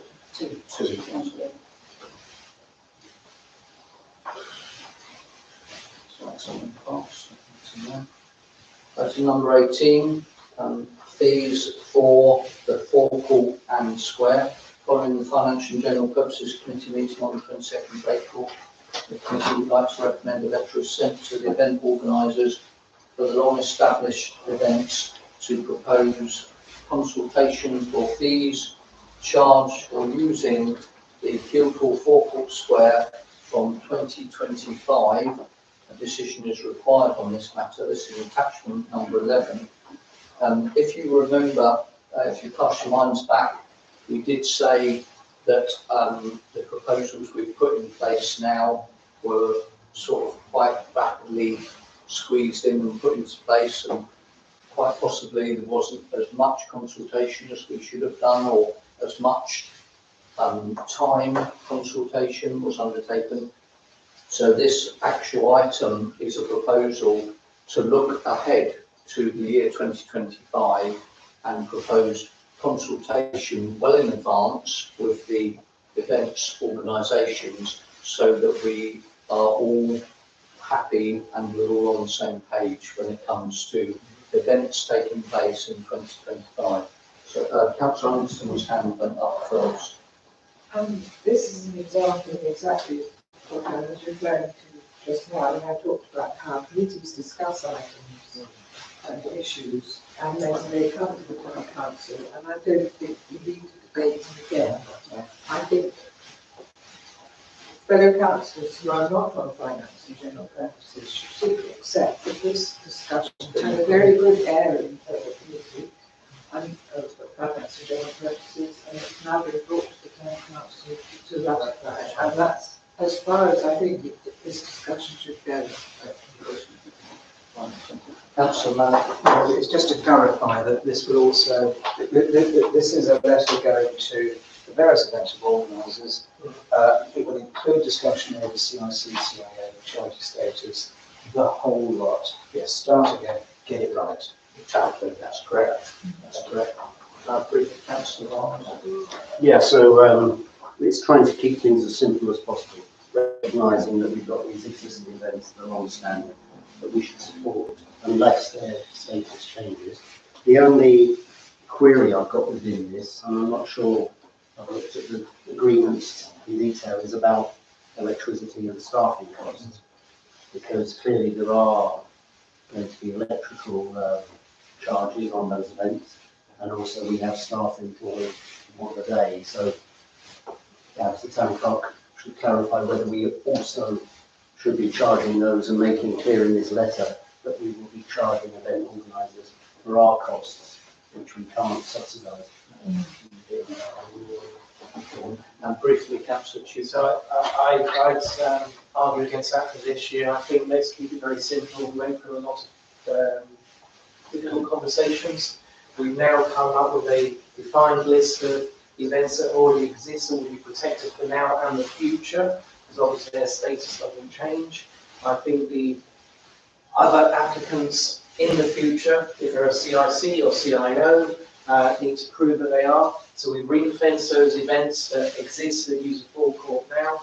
And in terms of electricity, etc., we do, that's what we deal with between now and next year. And then that's what we consult on, rather than the actual principle, because I really would want to go back to zero to have another debate about what's in and what's not in scope, because it doesn't help anybody.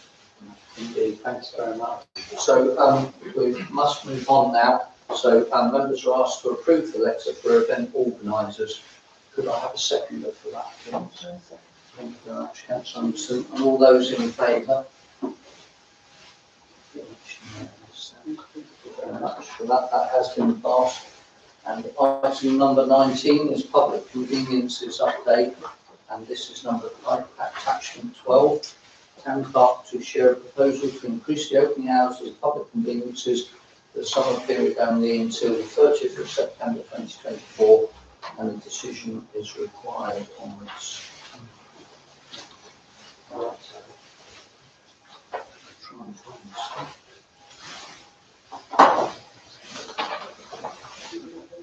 Oh, that's okay. Oh, you put it there.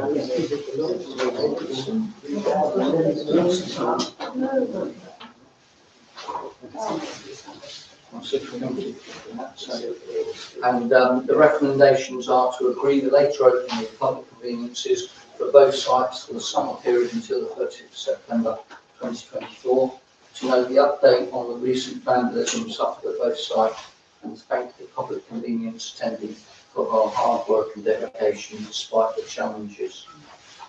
So, Councillor Anderson? Yes, I just have one question because I'm not clear. Because I understand that the shower is not operational. Is that right? Is that what the engineer was? So we have the 40 pence for the toilet disabled, that's not a problem. But with the shower, it wouldn't accept the payment of £4. So there's been lots of issues with it, and the door was locking, and so public conveniences attendant has been phoning every other day to get this engineer, and it should be happening this week, is what I've been told. So I'm hopeful. But I think they came once or twice, and then so there's been all sorts of problems with it. But it needs to be done because it needs to be ready for the event, and we're all aware of that, Councillor Mayor. So we'll make it happen. Going to say something else. So I just want to be clear. So the shower itself is working. It's the entry mechanism. It's the entry mechanism and the payment. So without making the payment, the water doesn't come on. It's a bit complicated, but yeah, I'm not an engineer, so I don't fully understand. But but the public conveniences attendant has been literally, and she has to be on hold for 30, 40 minutes to get through to the person she needs to speak to. So it has proved to be a bit of a challenge, but we're hopeful we're getting there this week. And briefly, Councillor. Very briefly, thank you, Mr. Mayor. If I can just echo what you've already said, I contact Tony on a regular basis. I find her incredibly responsive, and she's a lovely lady, and I really support her. Thank you very much. Thank you for that support there. So this is to agree the later opening hours, note the update on the vandalism, the conveniences attendant. So could I have a seconder for this report, Councillor Miles, and all those in favour, please show. Thank you very much for that report. Do you require your lights on? Do you require your lights on? Oh, I'm not sure. We've got So some it's under there by the door. Oh, right, we've got some strip lights in there. You're all right. Thank you. Yeah, she's looking at me, that's the one.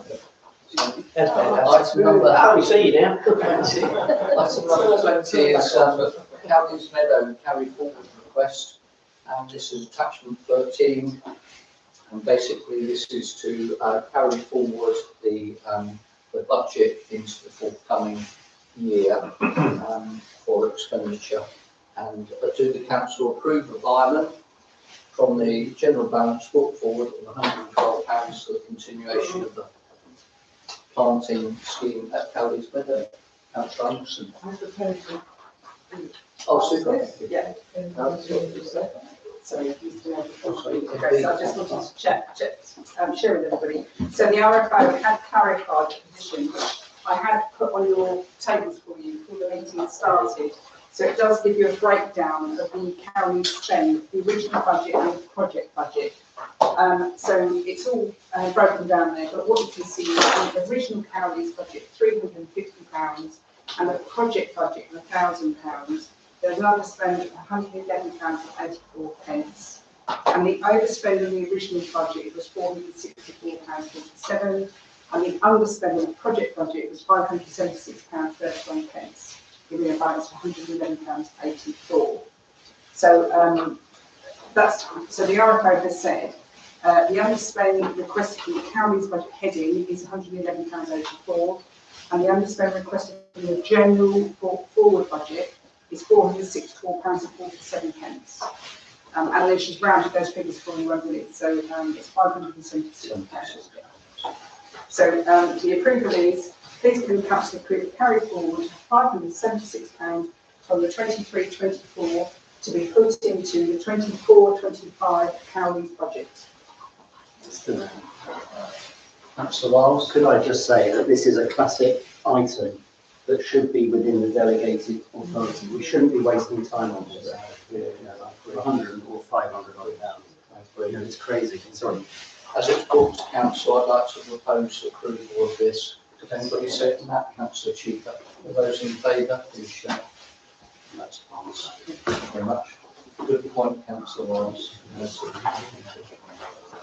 And Maddox Working Group, item number 21. Members to consider a report from the Maddox Working Group with a proposal to close the working group. The report confirms the status of each work stream and records ongoing actions for officers of STC. This is attachment number 14, and a decision is required on this. Council is asked to approve this report and provide any directions considered as necessary.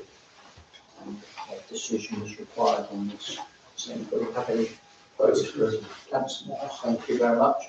And do we have a seconder?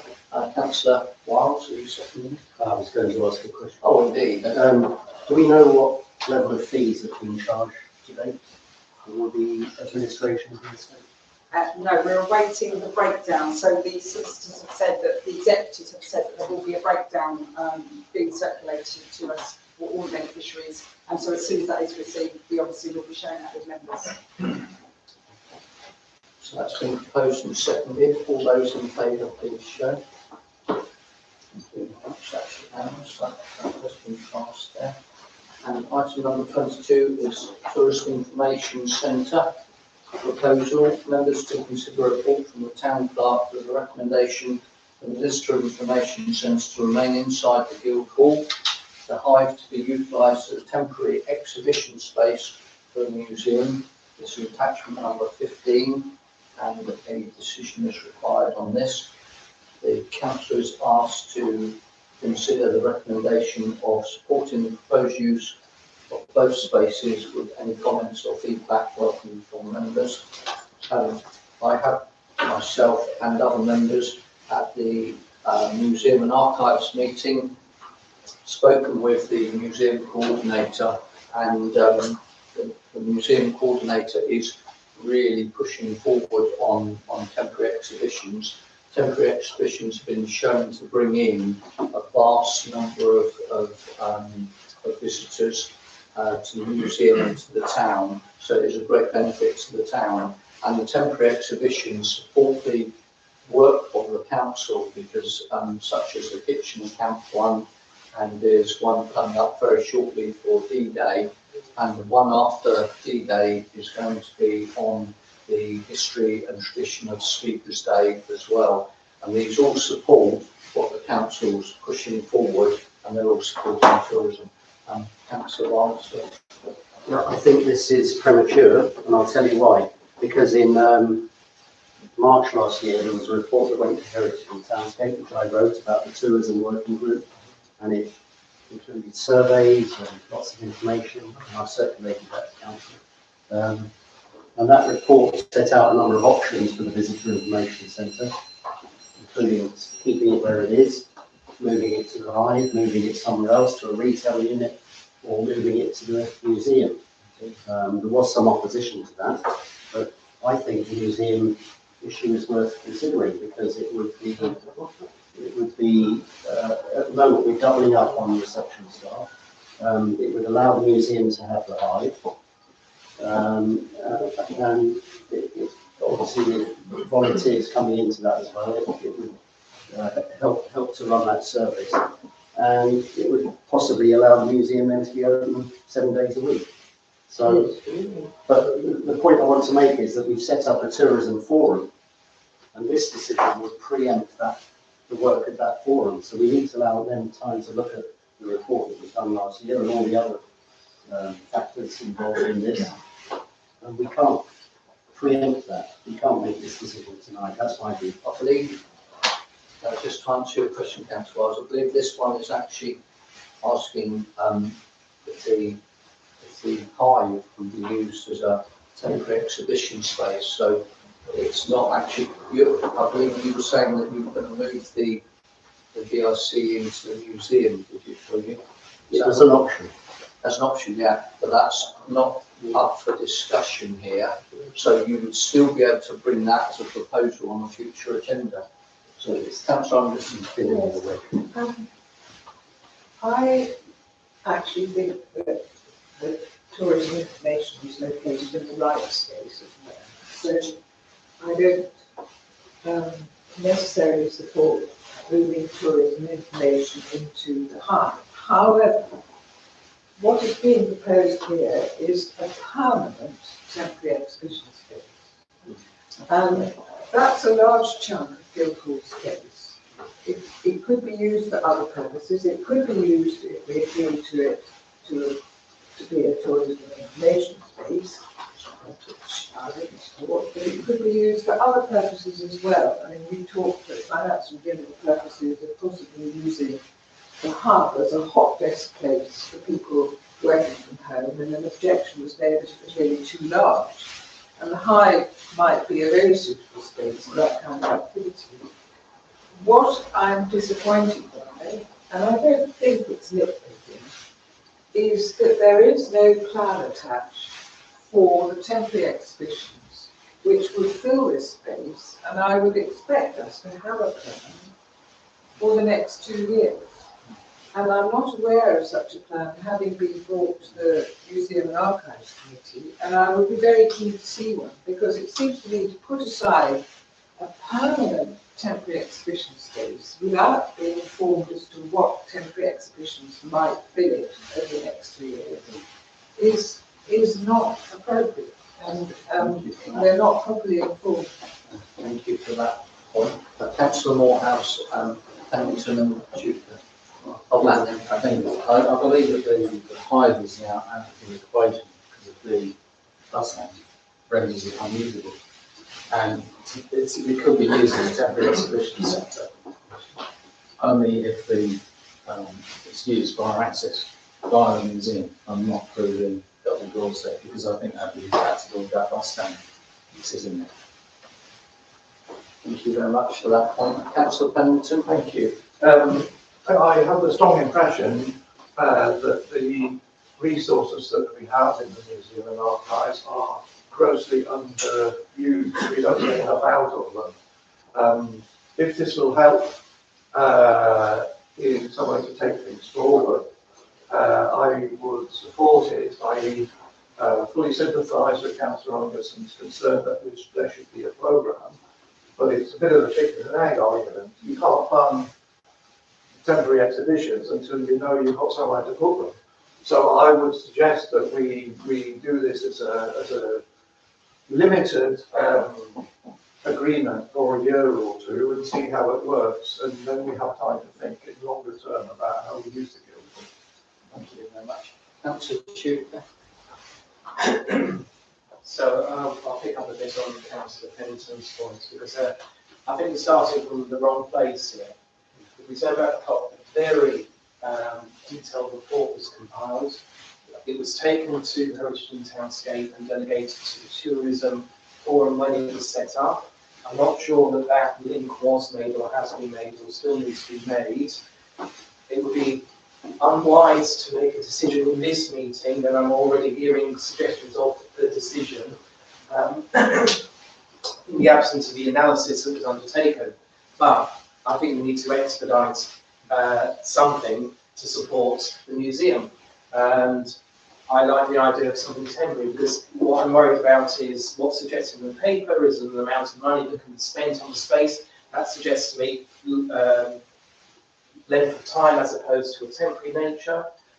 My personal view is temporary nature because the resolution and already the debates have started again about where the Tourism Information Centre should be, and I wasn't part of that battle because it was a battle.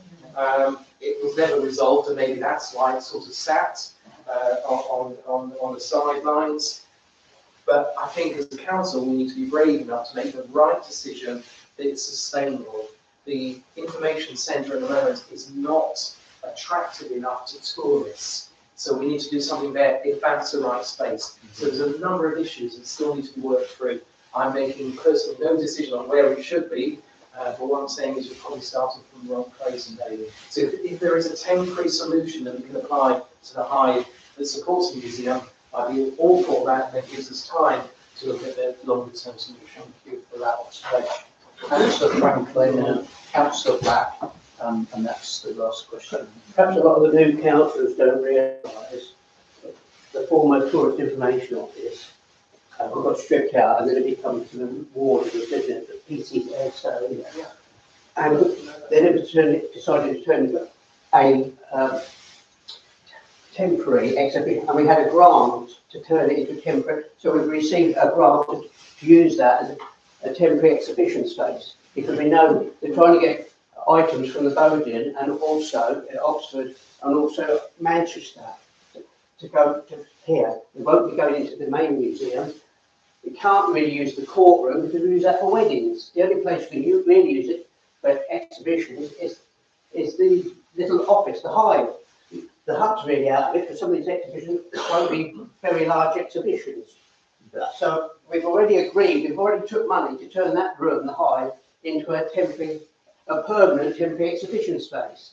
So you'll either have to give that grant money back somehow, because that decision was made, and it was only made a little while ago. The museum, we had this last year, they talked about the museum, and all of the museum staff, they all said they'd resign if they try and shove tourist information in there. So we've got a real problem with that, because they said, we are the museum, we do get people coming in at the weekend. I mean, I've been in there at the weekend, people do coming up, but if you make it a permanent thing, I think we'll have a lot of trouble with volunteers. Thanks very much. The very last question will have to be Councillor Black. Yep. So that we Just take to our say, recess. we are doing my best to make sure we have a tourism forum a week on Wednesday. And we've now got the hub book for that. I'm liaising with the chair to see if we can get this all. It's going to be a bit of a rush to get all this pieces of paper sorted out, but we need to do that. Question, do I include your original report in that? I think it was a comprehensive report, and it should, I personally think it should be included, but I haven't spoken to Richard about that. Did he ever get a copy? Yeah, he did. He did. Okay, thank you. Can I just, Very, very briefly. can I just come back on that, because some of the volunteers expressed opposition, not all by any means, and there was a bit of a coordinated campaign at that time. My view is this council is living beyond its means. You know, we can't carry on like this. We've got a visitor information centre here and a museum here doing similar business. Visitor information and the museum are two sides of the same coin. That's my view. And we have to think seriously about whether that's a viable option. And it would then give the Hive to the museum on a permanent basis. Could you bring that perhaps as a proposal on a new agenda, possibly Wednesday? It's a good idea, but it's not to be discussed tonight. So I'm proposing from the chair that we go forward with this option on a time limited period of say 6 months to try it out, and then we can see what happens. And on the understanding that the museum coordinator can draft a future plan of exhibitions that can go in there based on the information that Councillor Franklin has given us of working with people like the Bodleian and all the others. So that's my proposal. You're seconding it, are you? No, I'm not. I can't take any more questions. Well, I'm suggesting an Amendment. that there should be an evaluation of how many visitors the museum gets as a consequence of putting on a temporary exhibition. Because Indeed. we need that data to demonstrate that temporary exhibitions bring the funds in. And that has to be done by the museum volunteers, and a system has to be put in place whereby they can ask people why they come. And you've just shot yourself down in flames because we actually discussed that at the Museum and Archive Committee. So we said that Millie had to prove data Yes. for That's the question. for the temporary exhibitions. So that's already been discussed. But not a question of interview. Okay, well, the fine details not. So all those in favour of that option, please. Am I allowed to vote as a museum volunteer? Yeah, of course, yeah. What's the option? So the option is to go ahead with the proposal as seen in the report, but for a 6-month period, and for us to collect data. Two things. One is to collect data on how many people attend the temporary exhibitions, and the second one is to ask for a draft of temporary exhibitions going beyond that 6 months, so that when it's reconsidered in 6 months, we can then decide whether to continue with another 6 months or make it permanent. So, and are you seconding that? Thank you very much, Councillor Pennington. All those in favour of that, please show.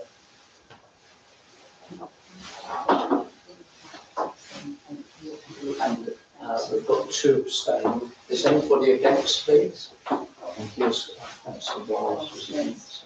Did you vote, Councillor Fortescue? Yes. Oh, thank you very much. Thank you. just checking. That's too quick. Yeah, you're very, very quick there. So we'll take a 5-minute recess, but you'll be back in the chamber by 15:15, please. Thank you.